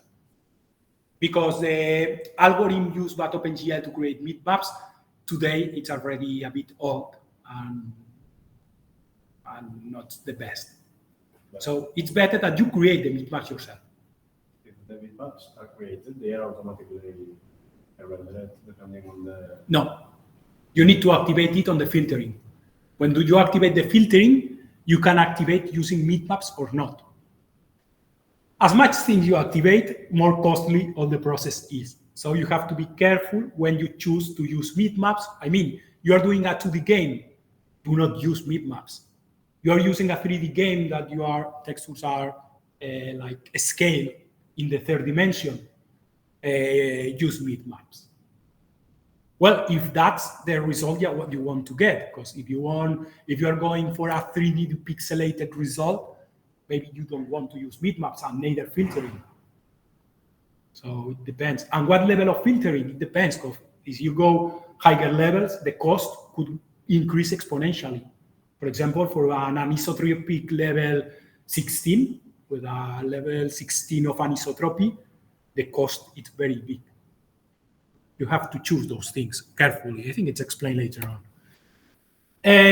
Well, what I said, images, what contain the images? Well, pixel, they are defined by different pixel formats. Okay, here you say, for example, an image with different pixels, simple. Okay, concepts that you need to know about images. Well, image atlases, probably you have heard about that. It's picking multiple images and putting all together in a single image. Yeah, sometimes it's called texture atlas. Well, actually, technically, it's an image atlas that then you convert into a texture. Okay, so sometimes it's confusing, those concepts. Well, the power of 2, probably you have heard of that. GPUs work better with textures in the power of 2 for memory alignment, its cache, accesses. Okay, so just keep that in mind. Here I mentioned when talking about pixel formats, I talk about GPU compressed. Okay, we have the option to graphics cards today, GPUs today, support compressed GPU formats. That's amazing, actually. Or still recently, or kind of recently, what I was explaining you, that you loaded the image, maybe it was 200 kilobytes on disk, maybe 100 megabytes once loaded, and then you copied 100 megabytes on GPU, and you were wasting a lot of space. Imagine that you were able to have an image of, let's say, compressed on disk of 10 megabytes, load it into 10 megabytes and still compressed, and then send to the GPU 10 megabytes and still compressed. And even better, imagine that accessing the information of that compressed data in the GPU was done by hardware, by the GPU. That's amazing. Actually, that's quite complex because depending on the cache levels, L1, L2, L3, the decompression happens depending on one side or the other, depending on the GPU. Very complex, but still having the texture compressed on the GPU, it's usually good. What happens? What's the problem about that? The GPU compressor? Yeah. The GPU needs to perform more calculations. No. Compress. A bit more, but if it's done by hardware, it's nothing. Now, the problem with GPU compression is the algorithms, the compression algorithms. Every GPU vendor created their own algorithms. So if you are on NVIDIA, use X. If you are on ARM, use other. If you are on mobile, every mobile company has their own. If you are on, and that's a nightmare. So what's the solution at the end? Well, during a lot of time, lot of years, the solution was not using GPU compression because of that. Well, when Unity was introduced 10 years ago, they start to automatically compress textures depending on the target platform you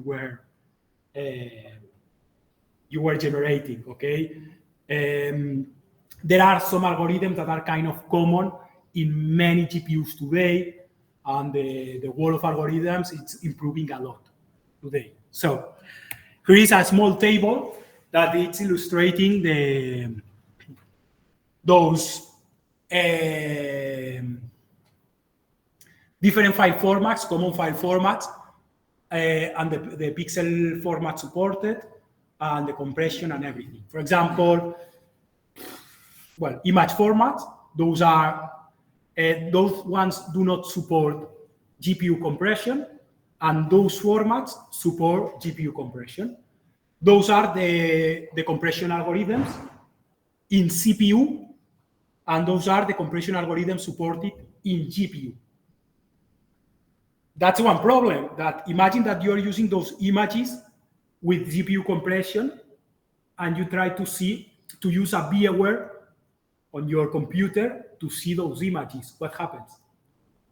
The problem that happens is if the GPU that you are using on your computer does not support the GPU compression of that image, you cannot see that image. So it's kind of complex. Fortunately, tools like Unity or Unreal have done an amazing work on that side to make you simplify that process. It's kind of crazy.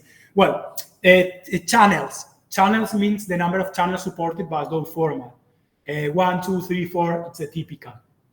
RGB, sometimes when you have a grayscale image, it refers as R only, one channel.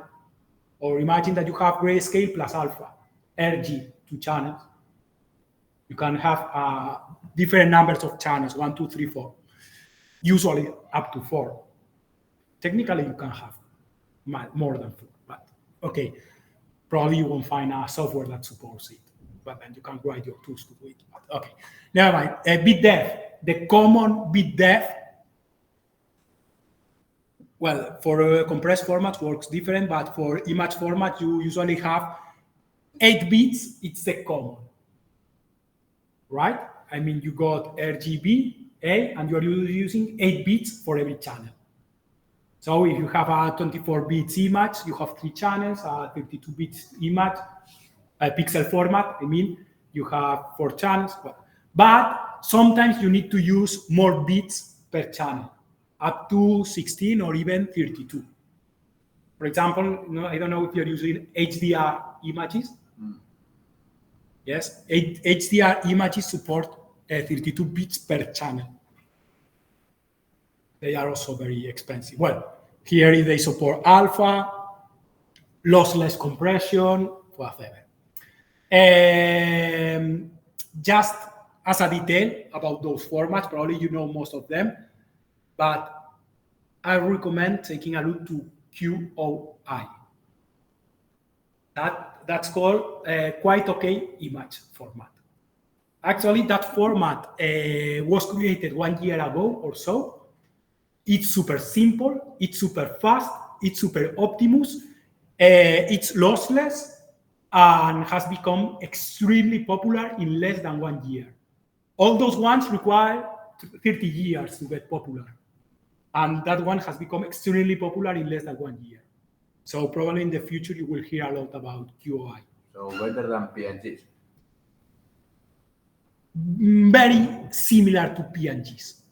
Very, very, very similar to PNGs. Faster to decompress than PNGs. That's the point. Yes. Depth in an image would be the more bit depth, the more accuracy. Yes, in color. Yeah, that's it. Greater bit depth, more accuracy in that channel. In the red, in the green, in the blue. Well, it depends on what you are doing in your game. It's something to consider. About the compressed formats, today, DXT or the new BCN that probably you have seen, like BC5 or BC7 or BC7 RDO. Well, the DXT probably, that, or the DS you have seen by the DS. This is becoming quite a standard in desktop, and in mobile and consoles. The ASTC, it's very common. It's becoming a standard. So what happens with the compressed formats? That they are losing. So you lose quality. But what you get besides the loss of quality, usually the size of the format in the GPU, it's 16 times smaller than the uncompressed version. So 16 times less VRAM. Yes. That's a lot. That's a lot. It could be 16 times or up to 32 times. Okay. Cool. Or maybe even more. Well, actually here you have the numbers. For example, the DDS, you can reduce up to 4 bits per pixel. 4 bits per pixel. So here you are using, if you have, for example, an RGB image or RGBA, that's 32 bits per pixel, right? So you can here in DDS, you can get the same image for only 4 bits per pixel. Yeah, that's a lot, actually. That's a lot. That's, no, I say something wrong. 1632 divided between 4, 8 times less in some cases, and 16 times less in other cases. For example, here with the 2 bits per pixel. Yeah, well, it's considerable. It's something important. Okay, one demo. The first demo of the 20 demos we have. You need to share the screen. Yeah. Okay, how can I do that? You are presenting? Stop presenting? Probably. And change again. Present. Well, I do the entire screen. Yes. But now I'm. Okay, I can choose. Okay. That's it. Okay, perfect. So here there are. Ignore. Okay, here we have several demos. What was the one? That. Oh, demo pixel format comparison. Okay. A demo. Where is it? Image pixel format. Oh, okay. No, it's not. What happens here? Wait a second. I'm compiling it in real time.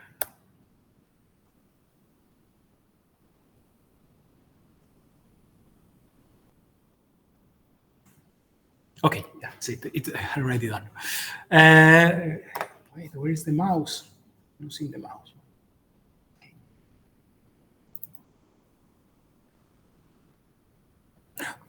Oh, it's in the other screen. Okay, wait. Okay, here it is. Okay, here you'll see an image with different pixel formats. Okay. You see here the original image. Actually, it's an RGBA image with an alpha, and it's 225 kilobytes. The size, actually, it's not power of 2, but that's the size, 225 kilobytes. All those ones are uncompressed. Okay, and all those ones are compressed. What happens with those ones? ETC1, PBRT, AST. It happens that this GPU on my computer does not support those compressed formats, so they cannot be displayed. But actually it's quite interesting to see that the GPU supports this one, ATC2EAC, that it's actually a mobile one, and the DXT, it's the common ones. Okay, you see the difference. For example, Let's see.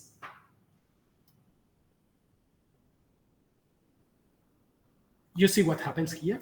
Look at that.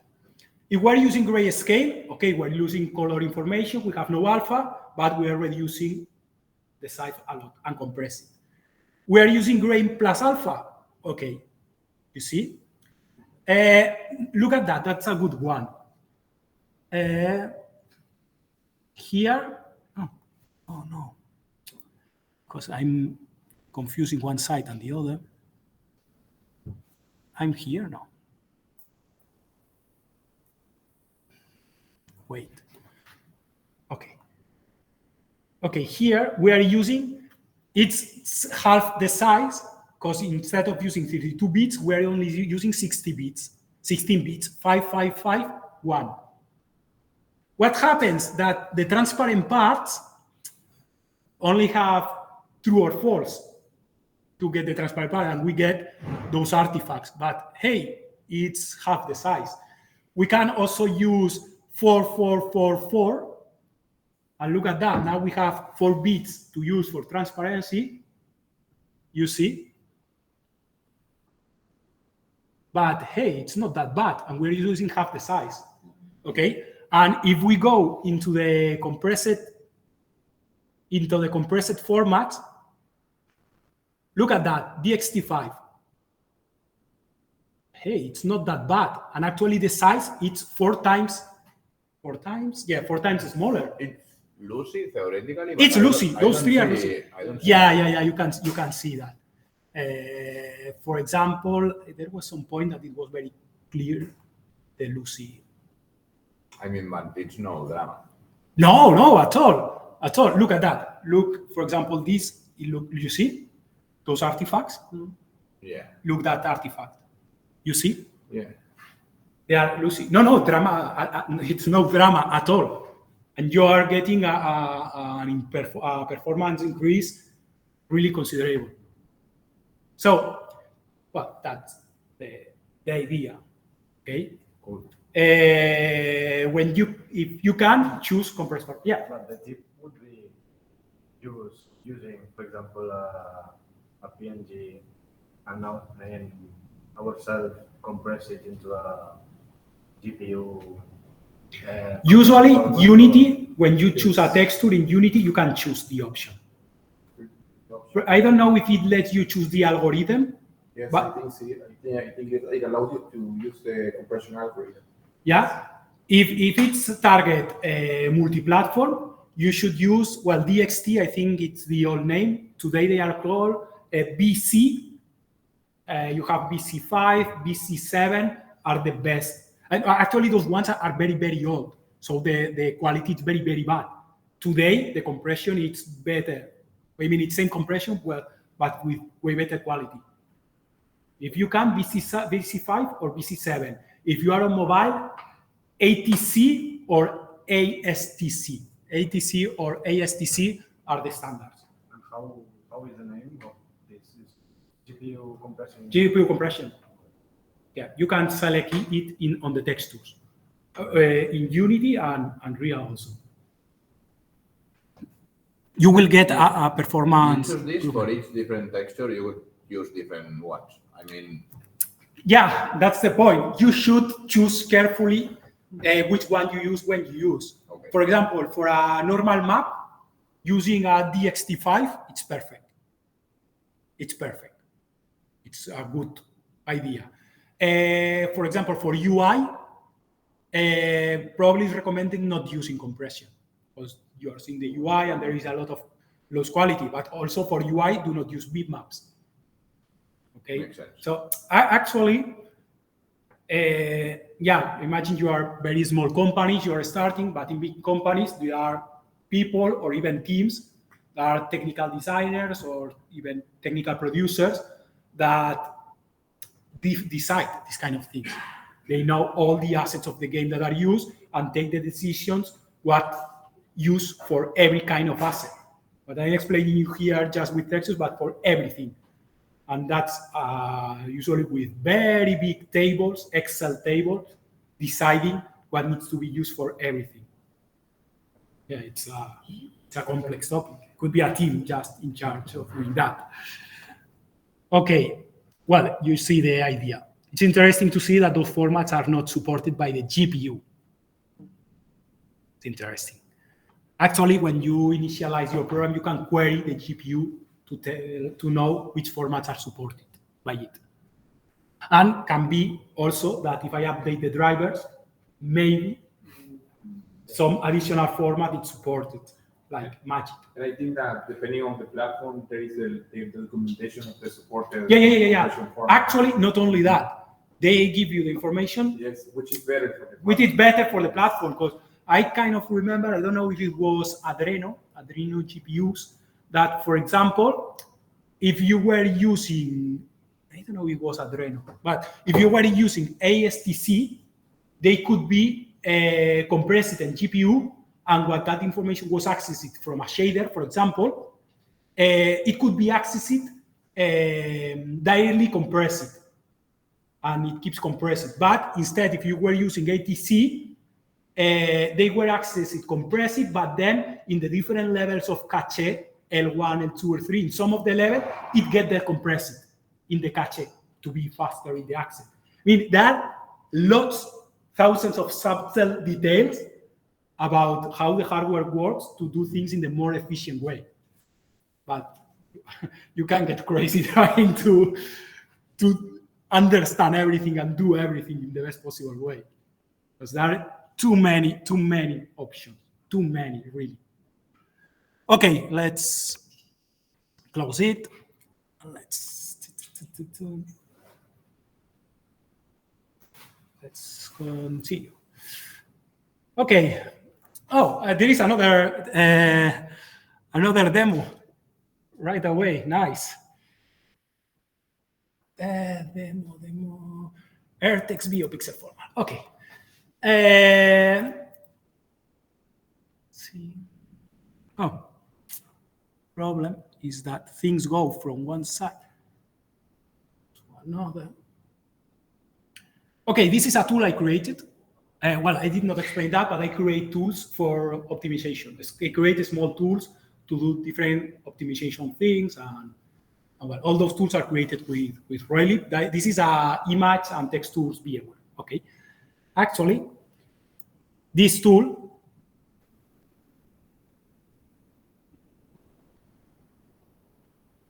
for example, let's change the background, something like that.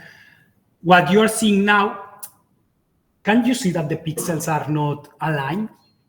That's because, obviously, to draw that on the screen, the image loaded has been converted into a texture and has some sampling parameters. One of the sampling parameters is the filter, and when I scale the image to be shown on the screen, it applies a filter, and it appears filtered with a bilinear filtering that blurs a bit the image.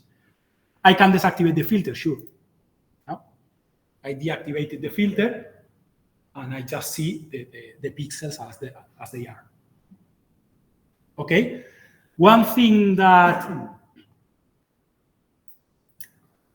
that I have here, well, this is that tool can apply different kind of optimizations to the images. Okay, for example, you can clean the alpha, convert power of 2, remove the alpha border. So there are small things. For example, you got an image, but maybe the image is just the middle and everything around is just alpha. You have to trim that alpha because alpha it's alpha. Another common problem is non-empty alpha. Because maybe you have an image, the image is using RGBA, and despite the A is 0, there are a lot of people that have 0 value in the alpha. They have some color in there. You understand that? Yeah, but like negligible, like you can delete the color or you want to keep Yeah, but that's a problem because that color is in there. Okay. Yeah, how do you know if you want to keep it, or how does the tool know if you want to keep the color or? Yeah, that's it. You have to remove. For example, there is here clear alpha pixels. That this option, if the alpha is 0, the puts the pixel to 0, 0, 0. That's better for compression. That's an optimization because then the image will take a small size and will be compressed. Okay. Well, there is a small tool, generate bitmaps, whatever.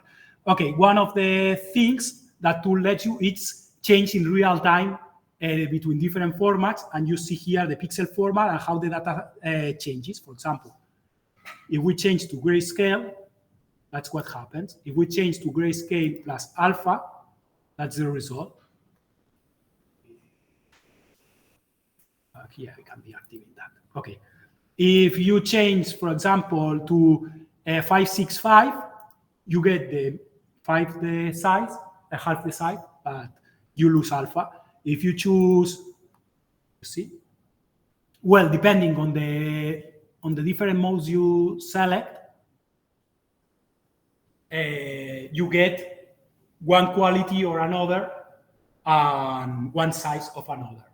That size always refers to the what's called the raw size, the uncompressed size.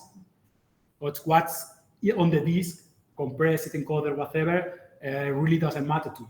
What it matters to you is what's the size in memory, actually. Okay. You can try that tool online. That tool works online and can run online, and it's online. If you look on the internet for Rayleigh technologies, you will find the tool on itch.io, and you can try in there, and you can see the result. Okay, that's, for example, for that image, but for example, here is another image. Same, okay. Okay, depending on the type of image, you can try to find the best optimization for that area. For example, for that image, if we are using 55551, it's perfect. It's pixel art, it's perfect. We almost have no loss on quality, and we're reducing the size by half. So the idea of this tool, for example, is that before I import for example, my image, my textures to Unity, I can pass them before here, and then get the resultant image here, and then put it to Unity. You can save once you change one format or another. You can save. And this is stored in the PNG. Yeah. Sorry. Like the changes you make are stored in the image itself.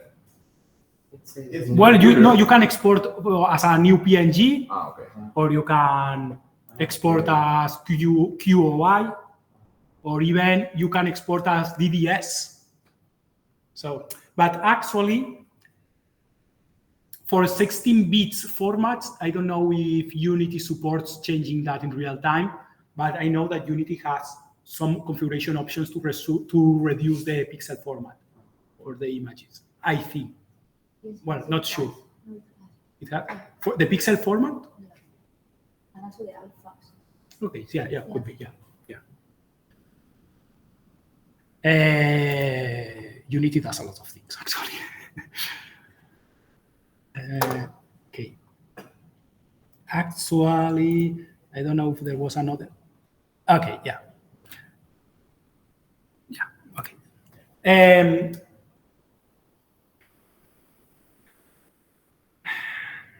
I'm afraid I'm running out of time and I have to go so fast, but there's too many things. Okay, image atlases. Not much to say about that. Combine multiple images into a single atlas. Okay. Concepts that you have to take care about image atlasing. The packing algorithm. What means the packing algorithm? How the different image rectangles are organized inside the atlas, right? Or there are better packing algorithms than others. Look at those. In that packing algorithm, there are a lot of areas that maybe could put that information in there, but not. Right? Padding and spacing, it's also important. What is padding? What is spacing? Spacing, it's the separation between the different rectangles. Padding is the margin inside every rectangle. You understand that? Yeah. For example, why padding is interesting for us? Why? I guess to avoid overlap when you're sampling the images, maybe? Not overlap, but could be interesting to avoid if you're using a repeat wrapping mode or a clamp wrapping mode, to avoid those pixels that just go that bleed into other textures. Pixel bleeding. That's the use of padding. Another use of padding could be for, imagine that now in some of those images you want to apply an outline. Using a shader, you want to apply an outline. To apply the outline, you need the space to apply the outline. Makes sense. So actually, those concepts are interesting. Unity includes a atlasing tool, but last time I checked, it was quite basic. I don't know what's the state right now. So most of those things were not configurable, actually, was kind of automatic. Okay, well, alpha trimming, it's the same. That you can trim the alpha in the rectangles. And the other concept is the fill rate. The fill rate is how much texture are you filling, right? Recommended always use power of 2 textures, right? Well, here is another example. Okay. Demos.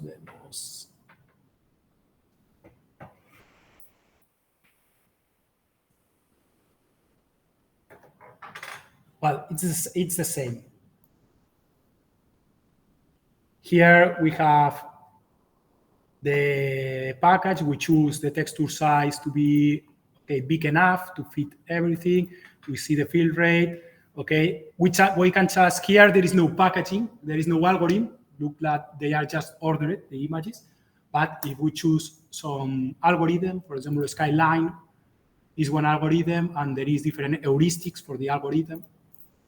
Okay, you can change padding, tick, tick, tick, tick, tick, tick, tick, tick. You can change spacing, tick, tick, tick. You see how they are spaced. Okay, that tool can be used also online, by the way. Here, you see here the padding. Yes. You see, that's the padding. Well, don't look at the alignment of the rectangles, because when you zoom, happens, well, the same as always, that the pixels sometimes are not aligned. The rounding issues of the scaling. Here you can see the ones that has been packed, the ones that have been not. Well, okay. This is a packaging tool, that's it. And then you can export that image the same way. One thing, it's the image atlas generation and the packaging, but it's different from the format, the pixel format of the image. Once you have your image atlas, you can choose the proper format for that atlas, for that image, right? Well, okay. No. Yes. Okay.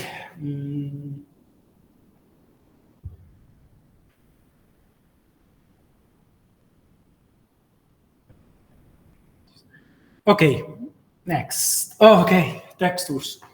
A misconception, bigger textures always look better? No. Okay. Right?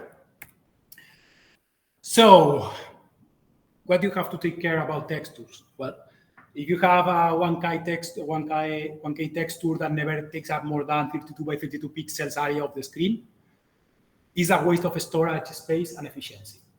That's logic. But sometimes it's not that logic. You think, oh, let's create images super big, that it's better. Also an error. Try to avoid that. You have to know how the image is going to be displayed before you make it. That's it.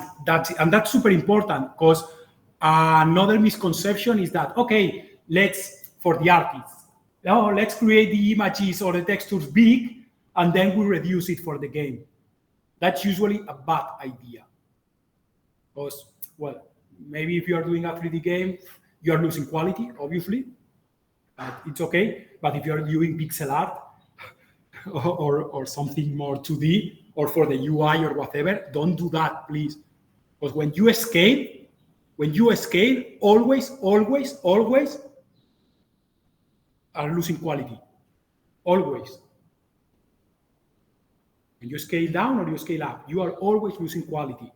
Try to develop for the desired quality, always, okay? Textures, well, the same, pixel formats. About the texture, we have the sampling parameters that we were talking about. Here, for example, you can see the same image that you have in the other side, but with a filtering applied, okay? Okay, I'm not going into that tool because we have no time, but look for it on the internet, PBR text tool, okay? That tool is created by PowerVR, that it's a GPU vendor, okay? The tool is free, you can download it, and it's an amazing tool to create compressed textures, okay? You can just load your original textures and you can choose different kinds of compression, compare the result. For example, here you have the original one and the one compressed with DC3. DC3, it's actually the DX5 or the previous DX5, something like that. But well, anyway, it's the DDS compression. It's supported by many GPUs, and the quality is, well, that's the quality that you see. It's usually good, okay? Oh, that's a nice demo.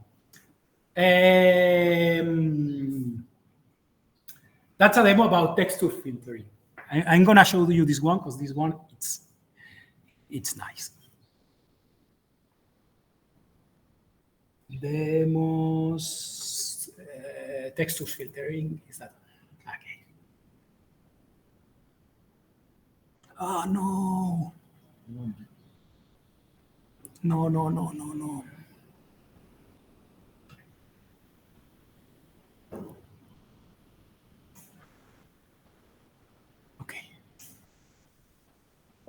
Hey, where is my mouse?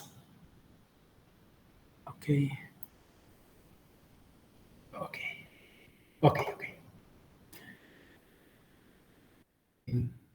Is a small demo to see texture filtering. Here, we have a very simple texture that has no filtering at all. Okay, what happens? It has no bitmaps and no filtering. So we are just seeing, well, as you see the aliasing all around. Yeah. Okay, let's change that. First, let's try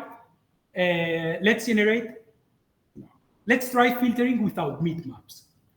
For example, hopefully, okay, you see, we are applying a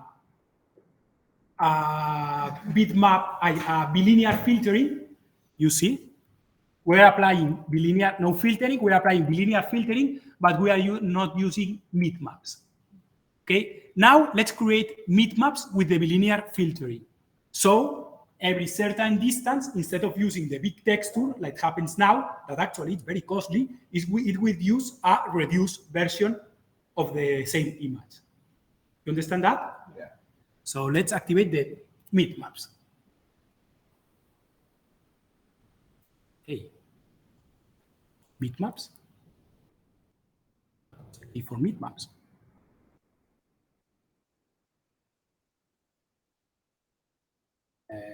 Yeah, okay.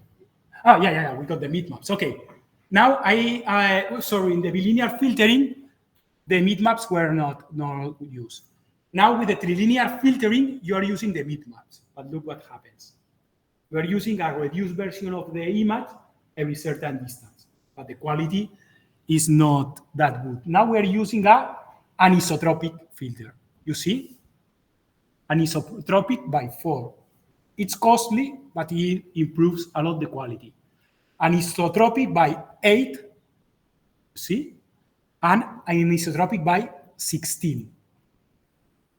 Quality change is not that big between 8 and 16. No, yeah.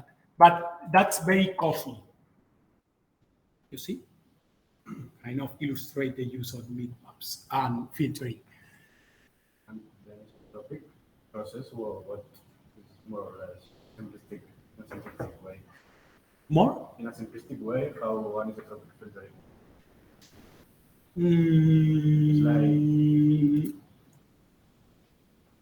It's in the way, I don't know how to explain exactly. It's in the way the different textures of the image are selected. Instead of selecting a simple sample for the pixel to draw, it selects a 16 by 16 sample and interpolates to select a better color. Kind of. Yeah, that's the 16, or that's it's similar the when 8. you It to select the pixel that needs to be put on the screen, first selects a big group and then interpolates between them. But it's very costly. Anisotropic filtering is very costly. But as you see, the results are way better than no filtering. Here, it's interesting because we still keep the bitmaps. We are using no filtering, but we still keep the bitmaps. Is texture filtering still expensive? I've heard with modern hardware, it's very minimal now in terms of the cost of texture filtering. So like, if you go into high anisotropic levels, it's expensive, but compared with many other things, it's not expensive. Actually, depending on the hardware, the first levels of filtering, the bilinear filtering, is usually hardware, done by hardware, and maybe even trilinear can be done by hardware. So it's implemented in the hardware. It's no cost. It's free. Okay. But if you go into anisotropic filtering, I kind of remember that maybe the first level of anisotropy in some mobile GPUs, it's also free. I mean, the 4x anisotropy, it's free, but when you go into 8 or 16 level, then it's done by software. Well, can't remember, but no, compared with other processes, filtering, it's relatively cheap.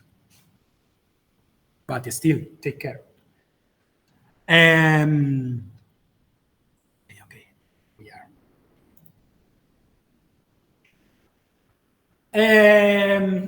Some concepts to know about textures. Well, GPU limits, it means that there is a maximum size of textures that you can upload into the GPU. The GPUs by design have a maximum number of texture size. Today, for mobile phones, some years ago, the maximum number was 4K, 496 by 496. It was the maximum size. Today, on most computer GPUs, you can go up to 16K by 16K, and it's okay, but there is a limit. Keep that in mind. And as bigger it's the texture of memory, slower it's the time to access it. So you have to try to be careful, because if you are doing atlases, sometimes you go, oh, let's put everything in one atlas, and that's not a good idea. That's common for, well, we'll talk about that later on, but about fonts. If you're doing a font atlas, you put a lot of characters. Sometimes you think, okay, let's do a very big atlas with lots of characters. That's usually not a good idea. It's better to do separate atlas. Okay, so just be careful with that. Well, textile density. The amount of pixels assigned for every coordinate unit. Just a concept to take to take care of. Okay. Textile fetching. Oh, that's an important one. The textile fetching, or also called sampling, is when you are using a texture in a shader. I don't know if you have used a function called text2d or something like that. No? Well, you are using a texture on a shader. The shader, usually the fragment shader, has to access the specific texture value for a given texture coordinates. Right? Okay. You got a triangle, and you assign a texture to that triangle, and you assign certain coordinates. Okay? When the fragments are generated, imagine that fragment in the middle of the triangle. It's the equivalent to some texture coordinates in the texture that is applied to the full triangle, right? There is a process that it's asking to the texture that it's on memory for the color of that fragment texture coordinates to get the equivalent color for that fragment that needs to be picked for the texture. Yes? Okay. That is the most costly operation that can be done in a shader. It's super costly. So you need to reduce as much as possible the texel fetching operations in shaders. Just keep that in mind, okay? Good to know. Okay, concept, basis universal transcoding. Just follow the link. Remember the problem that I was talking about before, that every GPU supports a different GPU compression, and that was a big problem? Well, basis universal transcoding is a special format that today it supports by most of the engines, most of the engines, that you got a base compressed format, that it's not a PNG, it's not a DDS, it's not a TGA. It's a file that it's called usually .base or .ktx2, that it's a file that it's compressed on CPU, but once it needs to be loaded into the GPU, automatically in the moment of loading data to the GPU, it's converted to the appropriate compressed format in the GPU. So if the basis is loaded in a PowerVR, PVR compression. If it's loaded in a Mali GPU, ATC2 compression. Automatically, the image keeps its transcoded into the appropriate GPU compression format. Sounds good.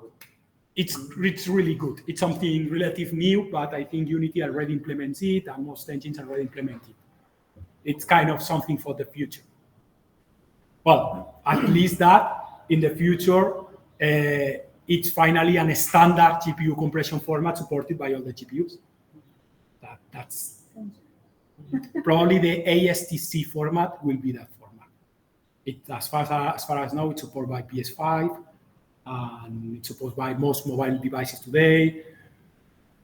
I don't know what's the state on the side of Microsoft. Nintendo supports it, obviously. Maybe Microsoft is the only one that it's not supporting it at the moment. Not sure. I can't remember it.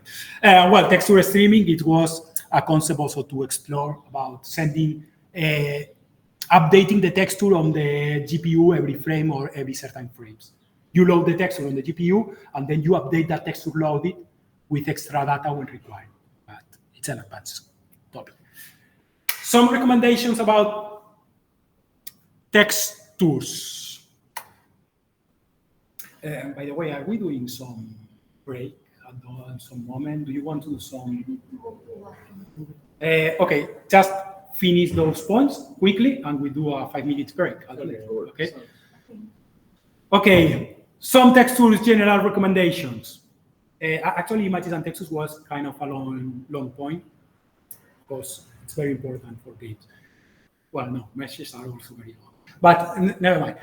Select the minimum texture resolution required. Important. Plan it carefully. Minimum resolution required for your game. Okay. Select the minimum bit depth that the scene retains a good level of quality. The bit depth is the number of bits per pixel. That translates to colors, like how precise the color is, okay? Yes. Well, not actually. No, not only colors. For example, alphas or no normal maps. Colors are not using for colors, yeah, okay, or data is not used as colors. Data is used as normal data. That's it. So select the minimum bit depth for that retains a good level of quality. When possible, combine images into atlas. Important. When possible, use texture compression. Okay. Use power of two textures. Recommended to go always for multiple of 32 bytes. That's the logic, but sometimes you have a lot of small images, icons or something that could be smaller. Be careful with those. Okay. Always use bitmaps if you are on 3D Sense, but not for UI, please, or not for 2D games. Okay. Do not use texture filtering for everything. As I said, texture filtering is nice, but not for everything. Maybe in 3D for some situation, maybe for the map, like I show you. Yeah, you really want the texture filtering with good quality for the map, but for the character or elements in the map, you don't want that level of filtering. So you have to choose it carefully. Well, for HDR textures, consider using PAC 32-bit format. Well, forget about that. It's an advanced topic. And look for that. Okay. And yes, that's it. Let's do 5 minutes break and continue with fonts and text. Okay. Right? I have to go to another meeting, so I'll have to catch up on the rest of this from the recording. Okay. But is it okay if I have some questions that I can email you or something afterwards, or because I want? Yeah, sure. Okay, excellent. Feel free. Okay, my mail it's at the end of the presentation. Do you want to give it to you right now? Oh no. So I think the presentation is being recorded, so I'll just be able to watch the rest of it afterwards. Okay.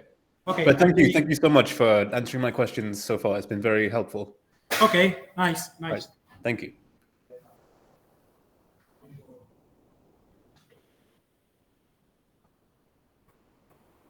Oscar.